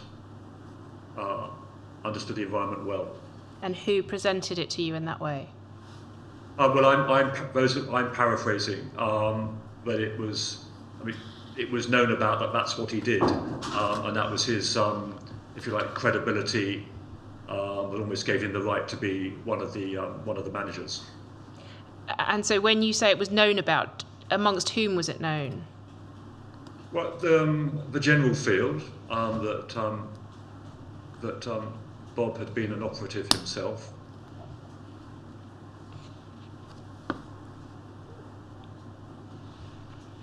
Did you hear any suggestion that he was himself involved in planning for the use of IIDs at any stage during his deployment? No. Or planting an IID? No. Was the possibility of you yourself obtaining intelligence about the planned use of IIDs at the forefront of your mind, given that this is included in your targeting strategy? It wasn't at the forefront, no. I mean, it just seemed such a distant, hidden part of what was going on, that no, it wasn't. While accepting that ultimately that level of activity and the other categories of arson, intimidation campaigns, contamination were very prominent investigations into which help was sought. So you expected to go out into the field and perhaps find intelligence of arson, intimidation campaigns and contamination amongst the more serious criminality? Is that the effect of what you've just said? So those were the headlines of activity that brought those engaged in it, if you like, into sharp focus as to why this was so serious.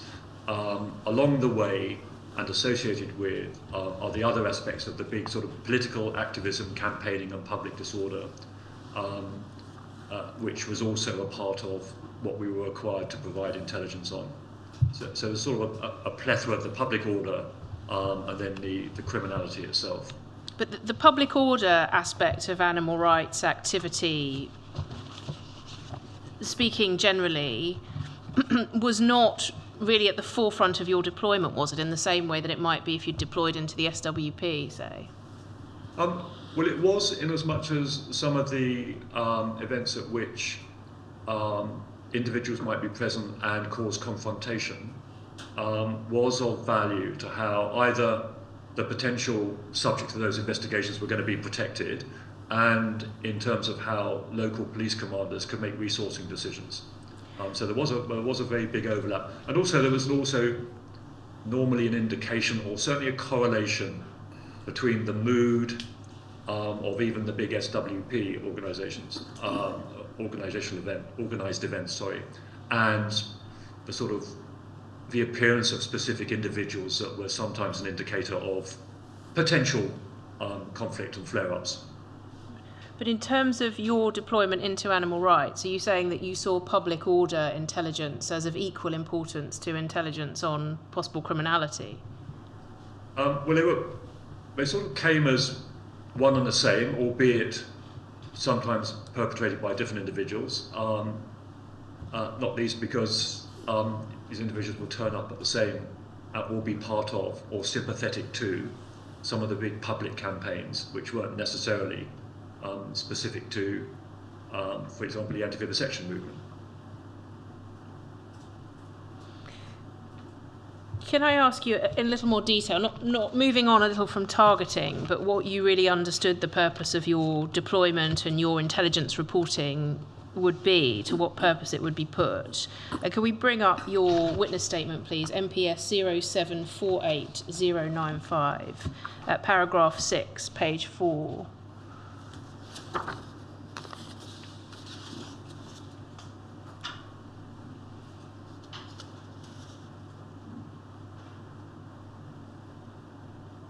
So paragraph 6 at the top. And HM1, for context, you're here talking about what you understood, in fact, before you joined the SDS in terms of special branch interest generally. You say this: there were individuals of interest and there would be an intelligence requirement on them. Special branch would want to know where they live, what vehicle they drive, and who they live with. The intelligence was directed toward corroborating or dispelling indications that these individuals were involved in extremist activity. So did you understand that one purpose of your deployment into the animal rights extremism field to be to obtain intelligence of that nature about activists involved in any sort of animal rights activism? Yes. If there was an intelligence requirement on them, that paragraph's accurate. Yes, I did understand that. And when you say there was an intelligence requirement on them, were you reliant on being tasked directly by a customer, so perhaps the desk in Special Branch, to know that there was such a requirement?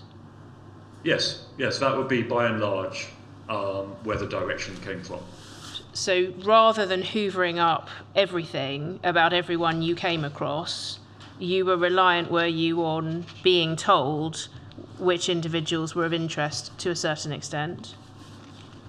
Yes, to a certain extent. And was there another part of it in which you identified which individuals you thought were of interest to Special Branch and reported on them of your own motion? Yes.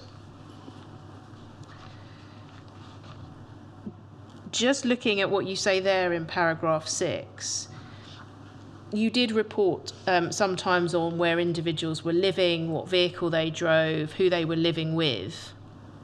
In what way does that intelligence assist in corroborating or dispelling indications that they were involved in extremist activity? I think those sort of investigative elements are the core tenets and threads of any investigation, be it covert or otherwise.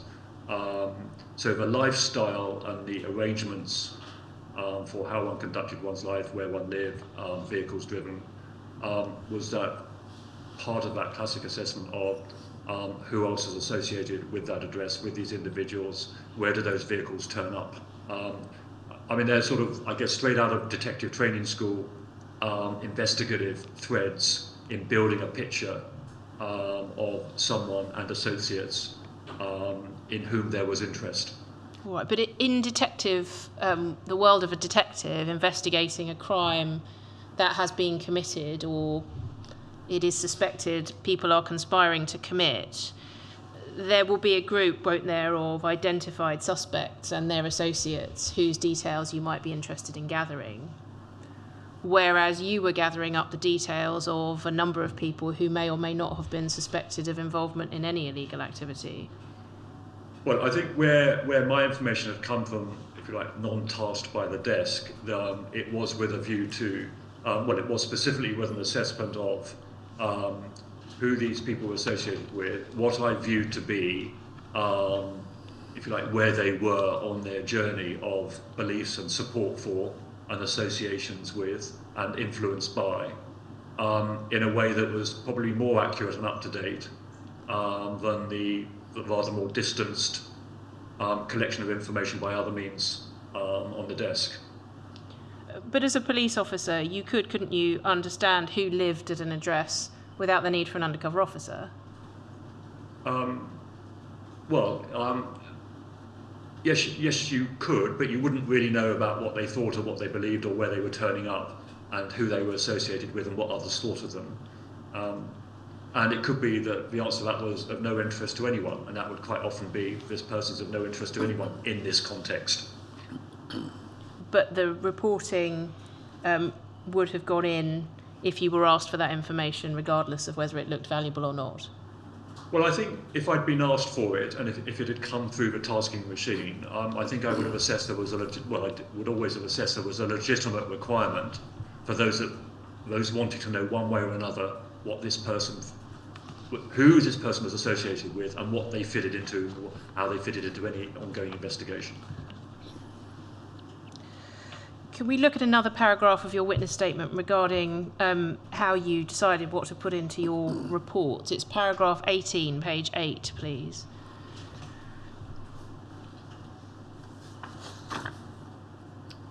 And we will go over the page, thank you. Right, so you say in Special Branch, a high premium was placed on quality report drafting. The whole culture of Special Branch encouraged reports in a certain format. I'm not going to read the rest of the detail. You say it was a style that was nurtured and taught. And can we go over the page, please? I want to pick back up in the middle where it begins, I was aware that valuable intelligence. Do you see that? I was aware that valuable intelligence comprised anything that informed decision-making by the wider police organisation, information that was as granular and as actionable as possible, and information that might corroborate or refute other reporting that Special Branch was receiving, unbeknownst to one's self. How could one know what information might corroborate or refute other reporting if not aware of that other reporting? Well, I wouldn't always know, but I'd be operating on the basis that what I'd been asked to provide in my assessment of it would help with those that had the wider picture. So there was a certain element, was there, of, I don't mean this in a demeaning sense, but stabbing in the dark, assuming that some information might be useful without actually knowing the context for it? Well, I think if I'd actually been asked for it, my default would be there's a genuine need for me to provide an answer.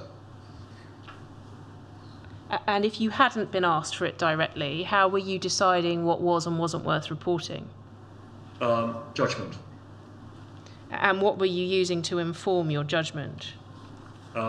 Mood, associations, connections with who they were purporting to be, what their beliefs were, level of activity, involvement, support for criminality, indicators of, if not already known, a move in that direction. Were you kept abreast by your managers of the wider intelligence picture that was known to Special Branch about the individuals and groups on which you were reporting? The wider picture, yes, and that sort of wider tasking of the groups, on the group side. And on individuals? Yes. You say elsewhere in your witness statement that you didn't have direct access to intelligence yourself once you were in the field, but you would sometimes be shown a Special Branch report by your managers in connection with specific tasking. Yes. How frequently would you be shown other Special Branch reporting during your deployment? Well, it was a regular part of the twice weekly meetings that, you know, where there was a need to brief the officer on information of relevance, it would be dealt with in that way. So in that sense, it was frequent, and it was a regular part of the twice weekly meetings. And were you given access via those meetings to complete files, the RF files, registry files of key individuals on occasion? I think you could request them. I seem to recall. And did you request them? I don't recall requesting it that often. I had specific questions on specific individuals and relied on sort of tailored briefings in response to my tasking. Did you ever have specific questions about, for example, Ms. Fuller, that caused you to look at her registry file once it existed? I certainly had specific questions as to how important on what the intelligence requirement was on Liz. And was that before you formed a relationship with her, or during the relationship, or afterwards, or a combination of those three? No, it was before. I mean, she was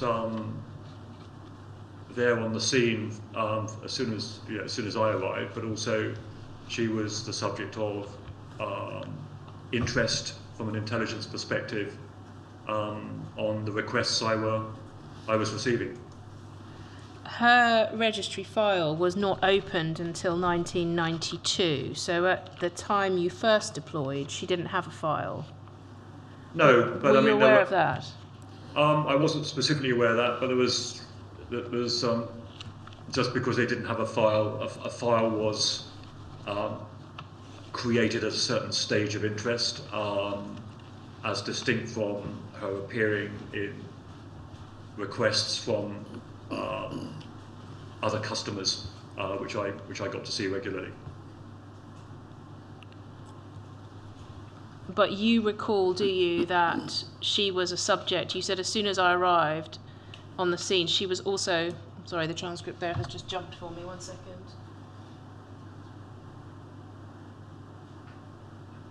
Yeah, you said she was there on the scene as soon as you arrived, but also she was the subject of interest from an intelligence perspective on the requests you were receiving. So you were aware of her...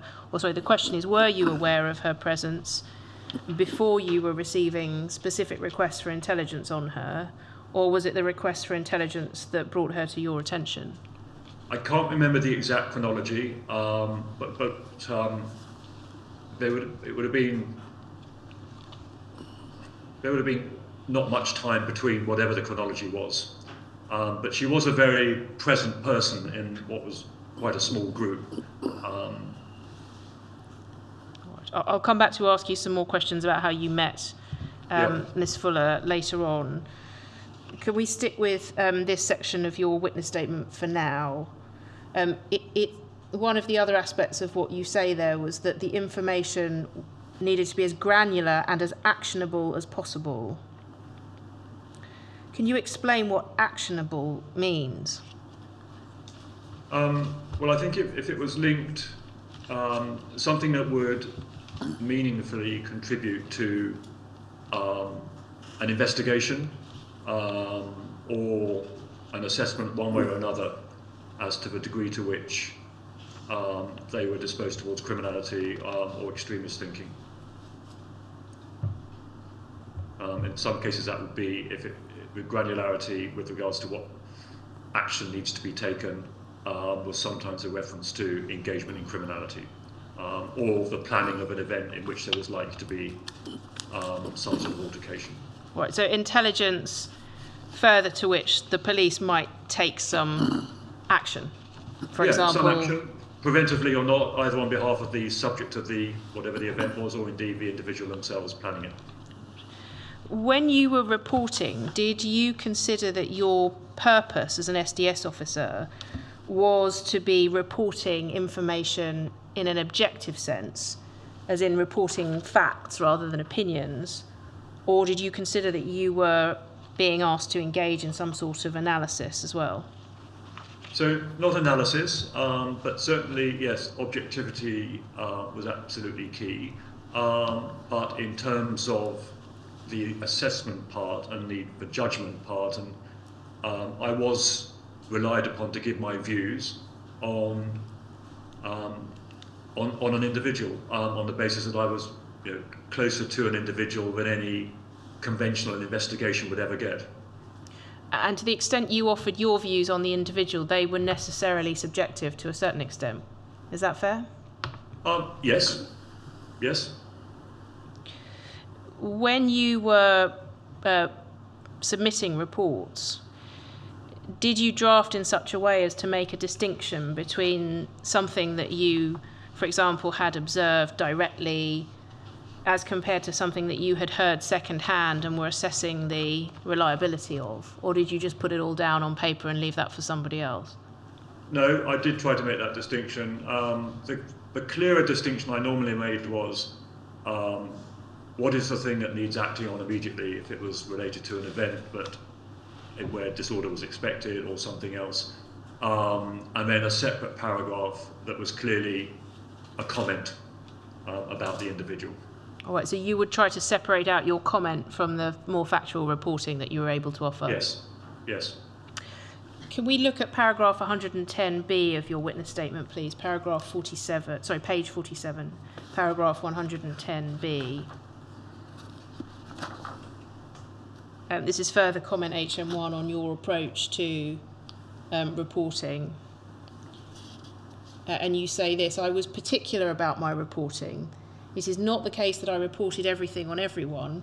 I reported a tiny fraction of what I could have, I was part of hundreds of people's lives in some shape or form, and I reported only on what I assessed would contribute toward the SDS's objectives relating to public order, extremism, and crime. How did you come to that understanding in terms of what you should and shouldn't report? Well, in terms of how did I come to that understanding, it was sort of instinctively obvious that was a key part of what I was required to do, and the bit that I weren't doing not to do.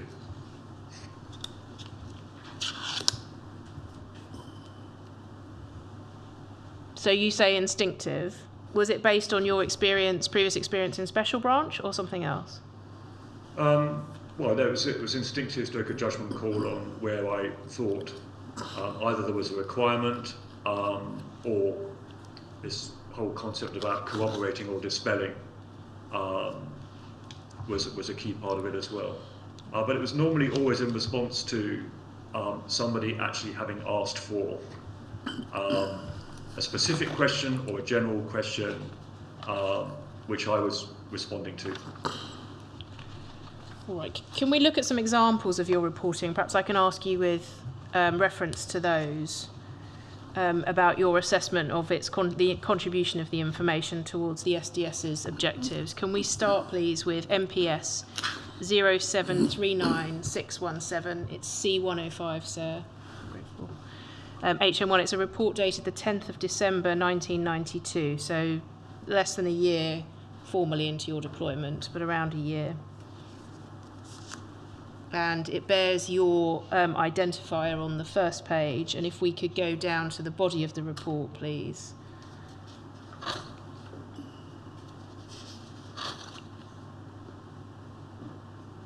It's a report on an individual, we've redacted their details for privacy reasons, who's associated with the London Boots Action Group. And it reports that 2 people appeared at a magistrate's court who answer charges of burglary following the National Anti-Boots demo. It reports who they were represented by, a solicitor who's described as an animal rights sympathiser, and the fact that the charge of burglary was reduced to causing criminal damage to windows. It goes on in the final 2 sentences of the second paragraph to report that one of the 2 had persuaded the other to plead guilty if all charges against them were dropped, but the prosecution would not accept that, and both had now pleaded not guilty. Firstly, what did you consider to be the value to Special Branch of reporting on the appearance of individuals before a court, before public proceedings before a court? Well, I think on this one, this was all about the fact that these individuals were engaged in activity that brought them into this, or had them engaged in this type of activity. That would be known to the police once they were charged, wouldn't it? Yes, it would be. Yes, but here's sort of an indication of it's being talked about. Why does that matter? Well, it might matter in terms of what they do next, how they're responding, how they're contesting, how they're approaching the whole, whether they're deterred by what happened in court, whether this is spurring them on. But either way, it's flagging 2 individuals that are engaged in criminal activity that have come to light in this way. I mean, there's nothing particularly significant in its own right. It's just it's a dot on an investigation into people that have surfaced themselves through illegal activity connected specifically to a cause that was a subject of investigation. How did you feel able to comment that their solicitor was an animal rights sympathiser? I think he, if I can remember it correctly, they billed themselves as that. They provided their contact number to people likely to become engaged in criminality. Right, but a solicitor. a solicitor providing their number to somebody in a professional capacity doesn't necessarily make them, as an individual, a sympathiser with the cause of animal rights, does it? No, but this person had openly marketed himself as such, I seem to recall. But the report doesn't say that the solicitor marketed themselves to animal rights activists as a lawyer who could help them. It's implying, isn't it, that the solicitor themselves is a sympathiser with the cause of animal rights. But you're saying that's just because they represented lots of animal rights activists and sought to. It's just part of the picture. Why was that of interest to Special Branch? What a solicitor was doing in a professional capacity and who they were representing? Well, I think as a dot in an investigation, someone that sort of openly aligned themselves with a particular cause was more of interest than not of interest. As I say, it's nothing particularly startling about this in isolation, but it had all the ingredients of a building of a picture as to what these individuals were involved with and the support they were relying upon to help with their defence. But what business was it of Special Branch to know who solicitors were representing in their professional capacity? I think it was when a solicitor had openly and without attempting to conceal their support for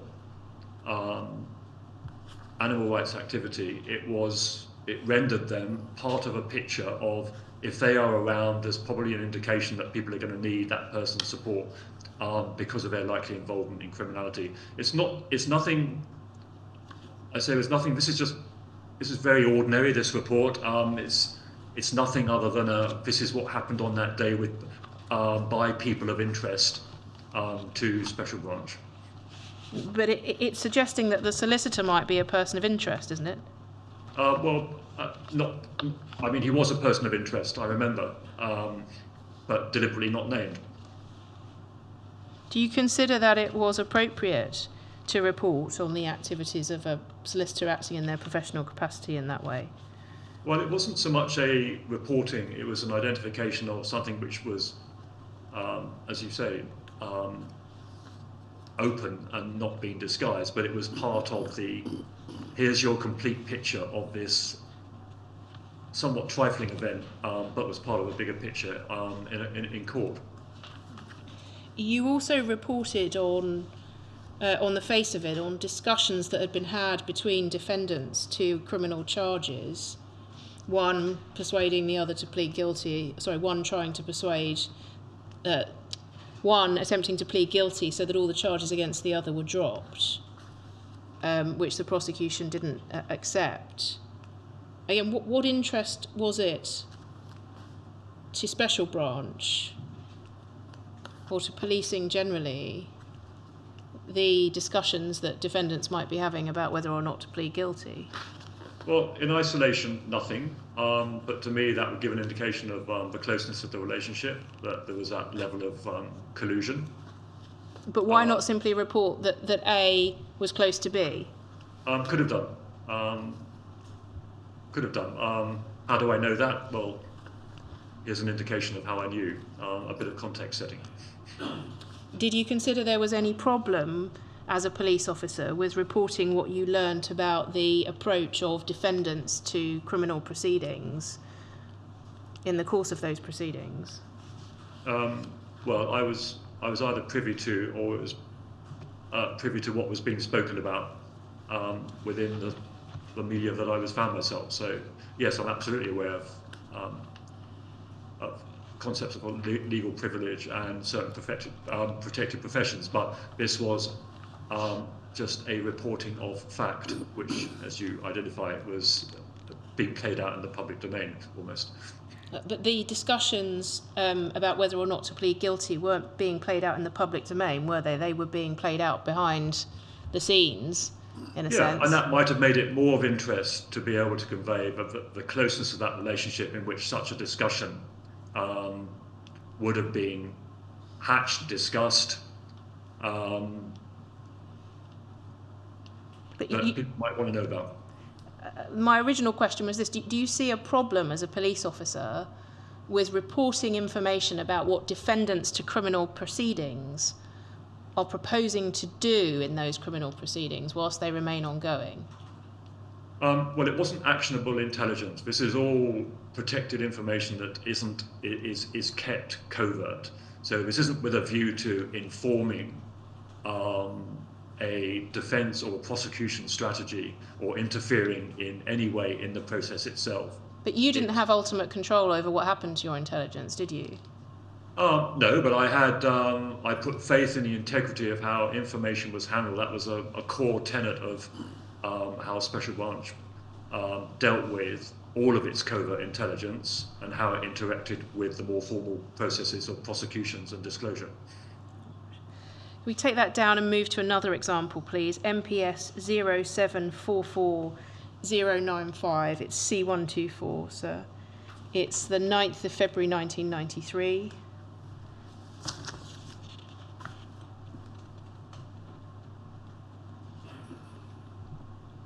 And it bears your identifier on the first page, HM1. And then if we go to the body of the report, the name was ciphered at an earlier stage in the inquiry, but that is a reference to Chris Bailey. His anonymity was waived. So where you see name RCM, that's an individual by the name of Chris Bailey. Do you remember him? Yes. And it reports, the body of the report says of him, he remains committed to animal rights and direct action. His personal participation, however, is limited to street demonstrations, pickets, meetings and book fairs. And then the final sentence, his affection for alcohol is undiminished. What police interest was there in Mr. Bailey's use of alcohol? Alcohol has effects on people in many different ways. But if you took that as part of the wider descriptor of the limitations of that person's interest when it came to extremist activity, I think it adds to the lifestyle picture of someone of interest. Why is their lifestyle, in terms of whether or not they use alcohol and to what extent, of interest to police looking at somebody's extremist activity? Well, they might decide on the back of that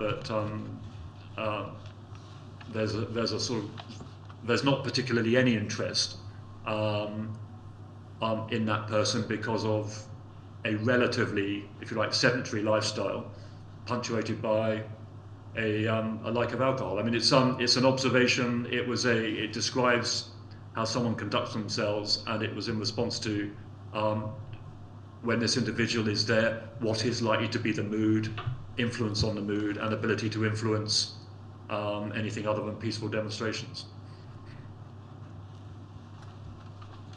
Can we take that down and look at another example, please? MPS 0739619. It's C126, so the 9th of February 1993. It's another report on court proceedings. It bears your identifier on the cover page, HM1, and if we look at the body of the report, please.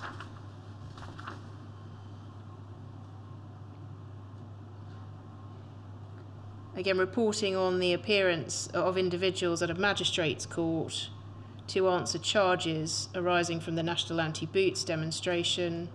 One pleads guilty and is bound over, the other pleads guilty to a different offence and is conditionally discharged and ordered to pay compensation.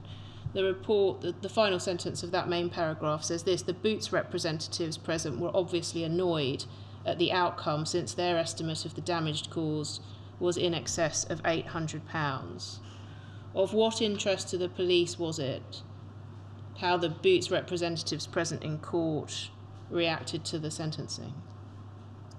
Well, that's part of the ongoing campaign against Boots, which pickets were mounted every week, and there was always a degree, or there was always the potential for confrontation between Boots security staff knowing about the campaign and the different sort of, if you like, approaches to how security staff tolerated / confronted pickets outside of stores every single week. So what's the interest there? The interest there is an aggrieved set of boot staff, security guards who might just be a little bit more agitated the next time they see a picket. Well, it doesn't say that it was the security guards present, though, does it? It's the Boots representatives present in court. Yeah. It's just painting a little bit of mood music as to the level of reaction to what is ultimately quite a small event in court. As far as you were concerned, was it any part of your role to collect intelligence to inform Boots, the private company, the private entity, as to what the activists were doing? No, absolutely not. How did you know of their reaction on this occasion? Are you able to say? At the court appearance? Yes. I think I might have been there. The report says you were present, but how did you know of the reaction of the Boots representatives, that they were obviously annoyed at the outcome because their estimate was in excess of £800? I'd have observed it either in their body language or their some sort of other interaction, or their whole posture. I can't remember. It would have been an observation on their reaction in the courtroom.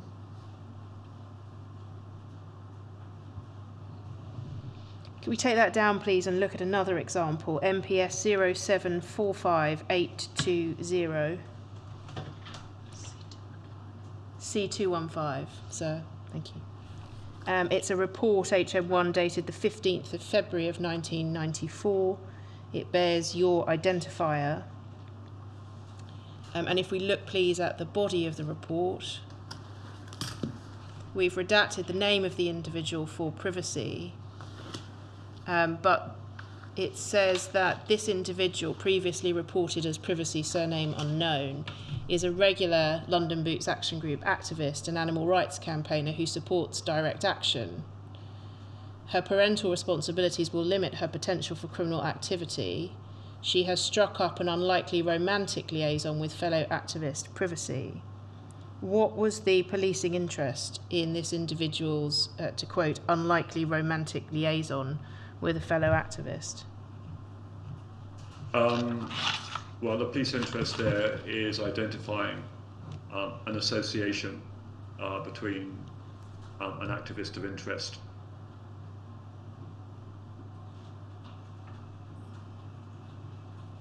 So you're saying the romantic liaison represents an association between an activist of interest?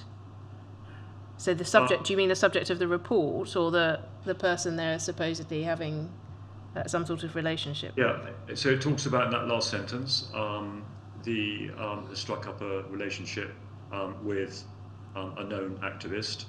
I think if I read it correctly, it's no longer on the screen. Oh, I'm sorry, it should be on the screen for you. Can we fix so that you can see it when I'm asking you questions? Yeah, I can see it now, thank you. So what is the interest there? The interest there is identifying an association with an activist, and therefore indicating that there might be a continued engagement in this campaign as a result of that close association with an activist already engaged. The report doesn't actually say any of that, though, does it? It just simply remarks on the fact that there's a romantic liaison. Well, I think in my world that would indicate a very close association of trust and possibly shared views and being present together more often than outside of that relationship. Can we take that one down, please? Another example, MPS 0739641. C252, sir. It's the 21st of June 1994.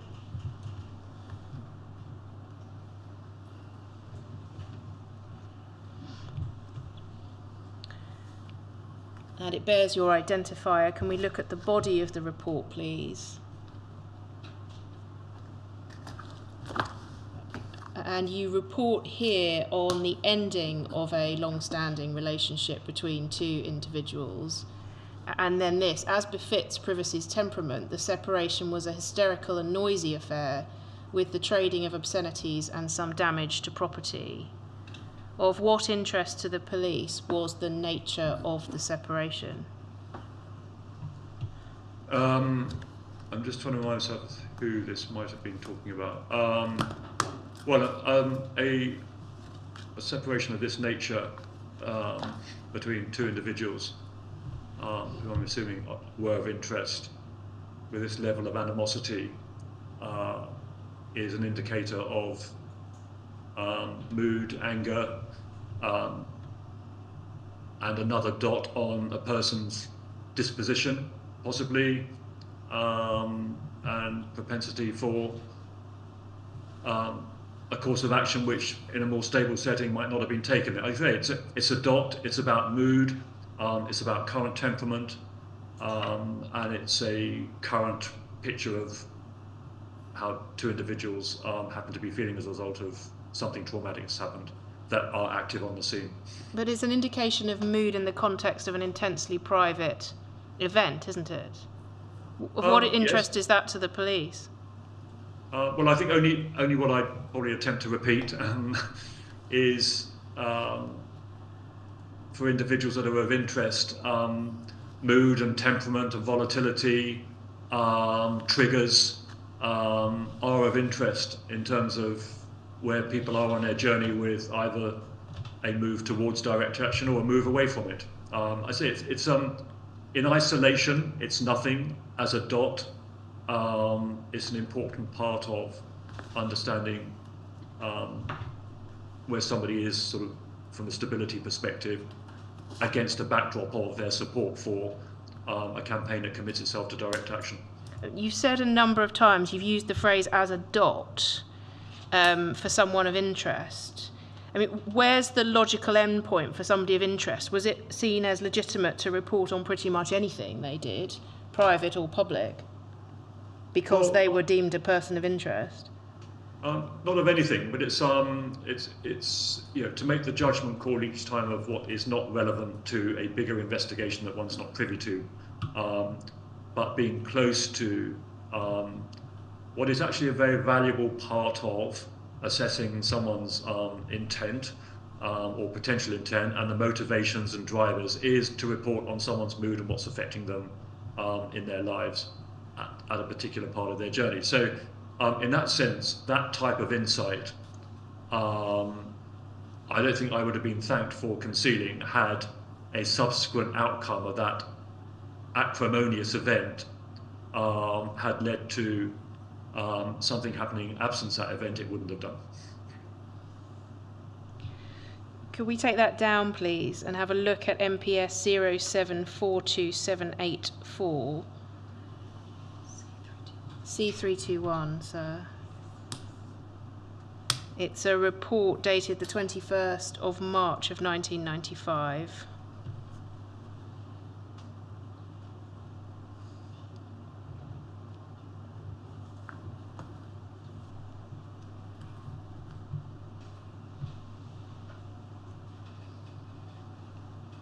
And it's a report on Paul Gravett.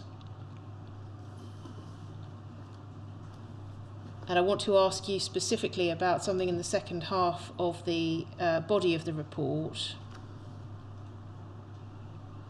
that says, whilst remaining on the periphery of the animal rights movement, Gravett's motivation for removing himself from frontline duty has been accentuated by setbacks in his love life. Recently liberated from the burdensome clutches of long-standing girlfriend privacy, Gravett was devastated when his recent overtures towards privacy were dealt a severe blow after being told that her latest conquest was Robin Lane. You've explained in answer to questions about previous reports why you regarded people's interactions with each other, their relationships, etc., of interest. Why did you word a report in this way? Why did you refer to Mr. Gravett being liberated from the burdensome clutches of his long-standing girlfriend? I think I'd have been quoting. I'd have been quoting others. Why doesn't it say X claims that Gravett has been recently liberated from the burdensome clutches of his long-standing girlfriend, if you're quoting others. Yeah, I accept that. Possibly should have been. Is it in fact your phrasing which reveals a level of disrespect for those on whom you were reporting? No, if you don't mind, I don't accept the disrespect bit. Yes, I should have pointed out perhaps some of the third-hand input into that assessment, but in no way is and was it attempted to sort of convey disrespect. I can see how that looks in reading it, but it'll be a quoting of the mood of others. But you accept that it doesn't read in that way?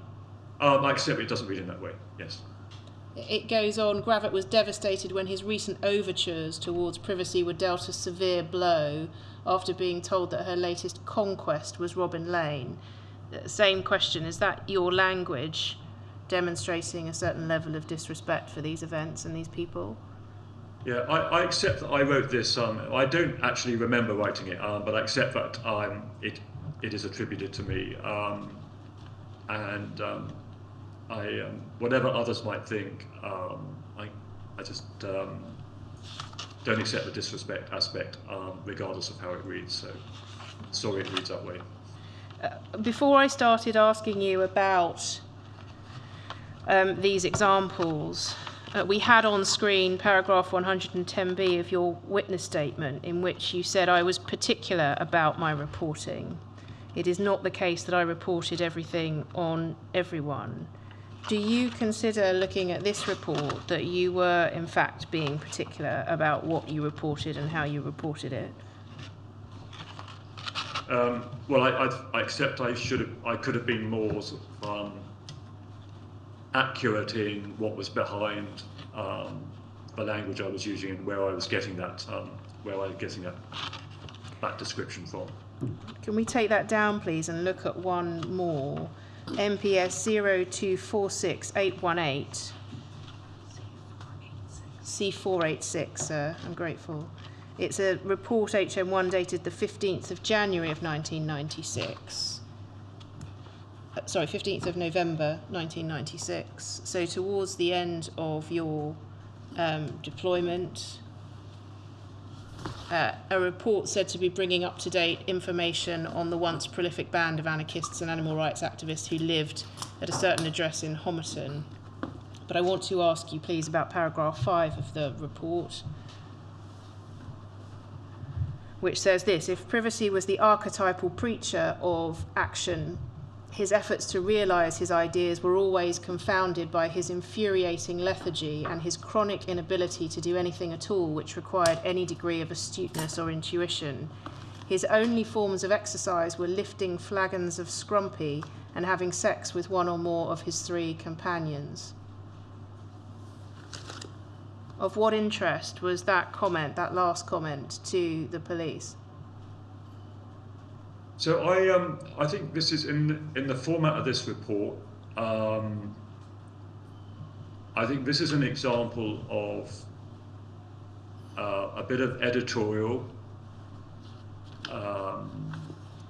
control that exercised from the raw reporting on a handwritten pro forma, which I would have done, to the finished product of it leaving the office, the SDS office,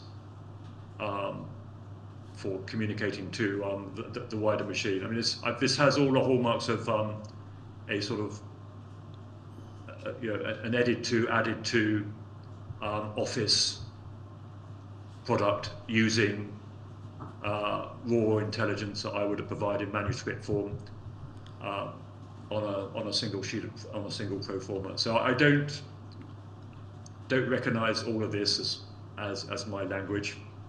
Is that because you recognise that it is judgmental and unprofessional? I don't recognise sentence construction as mine. I recognise bits of it, and I recognise a sort of the editorial inclusion by others of that finished report. Can I break down your first answer when I first asked you? Are you suggesting that parts of this report are as written by you in a handwritten report that you would have handed in, and other parts have been written later by somebody else? Oh, yeah, so that was, so to be fair, the methodology was all of my reports were handwritten on a pro forma, delivered at one of those 2 weekly meetings to the back office staff, who would then either type them up on another pro forma, or on a report such as you've just showed me, it's a sort of more, I guess, descriptive, discursive update of a particular individual as opposed to an event. So not all of that is by my hand. And who else might have been responsible for writing content into a report such as this one?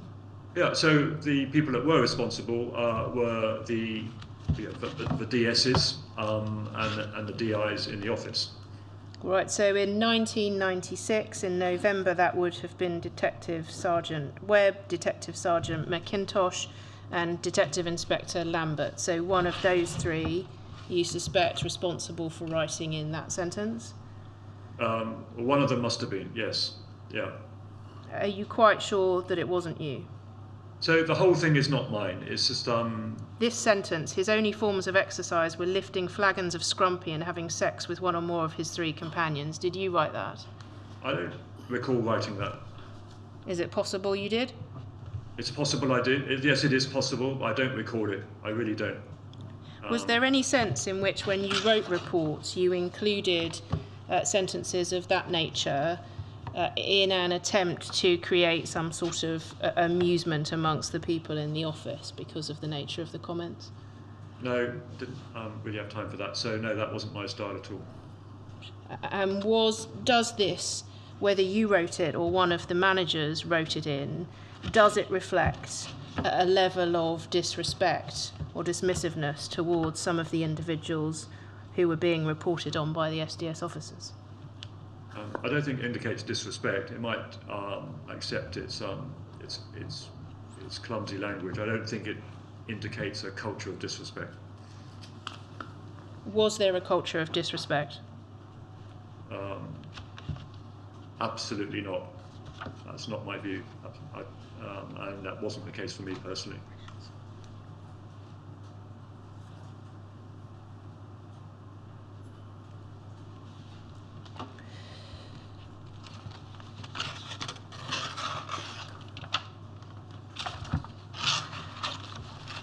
So I am about to move on. I've 2 options. I can move on to a new topic, but it will take more than 10 minutes or so. There's also a further report that I wanted to ask HM1 about, which would have to be done off stream.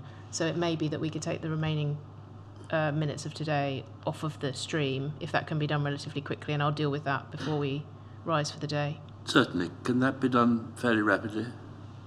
Yes, I'll wait for the signal from the back of the room.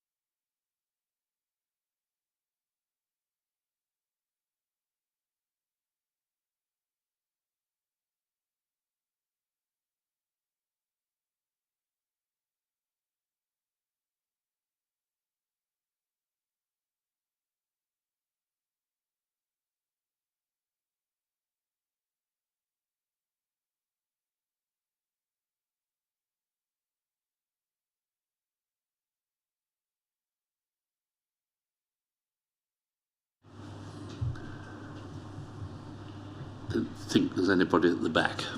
Thank you very much. We just have to wait a moment, I think. Yes. Thumbs up. Thank you.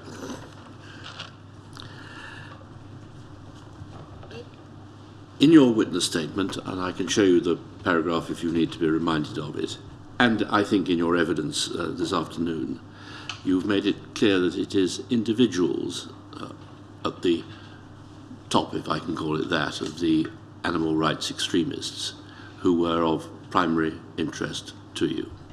Have I got that right? Yes, sir, you have. Could I ask you to write down the names of the individuals? The reason I ask you to do that is so as to avoid inadvertently blurting out names that should be kept private. I'm not asking you to do that on screen this instant, but wondering whether you could do it when I rise and hand it to somebody who can bring it here tomorrow. Yes, of course, sir. Thank you. Then we'll now adjourn until 10 o'clock tomorrow when we will resume.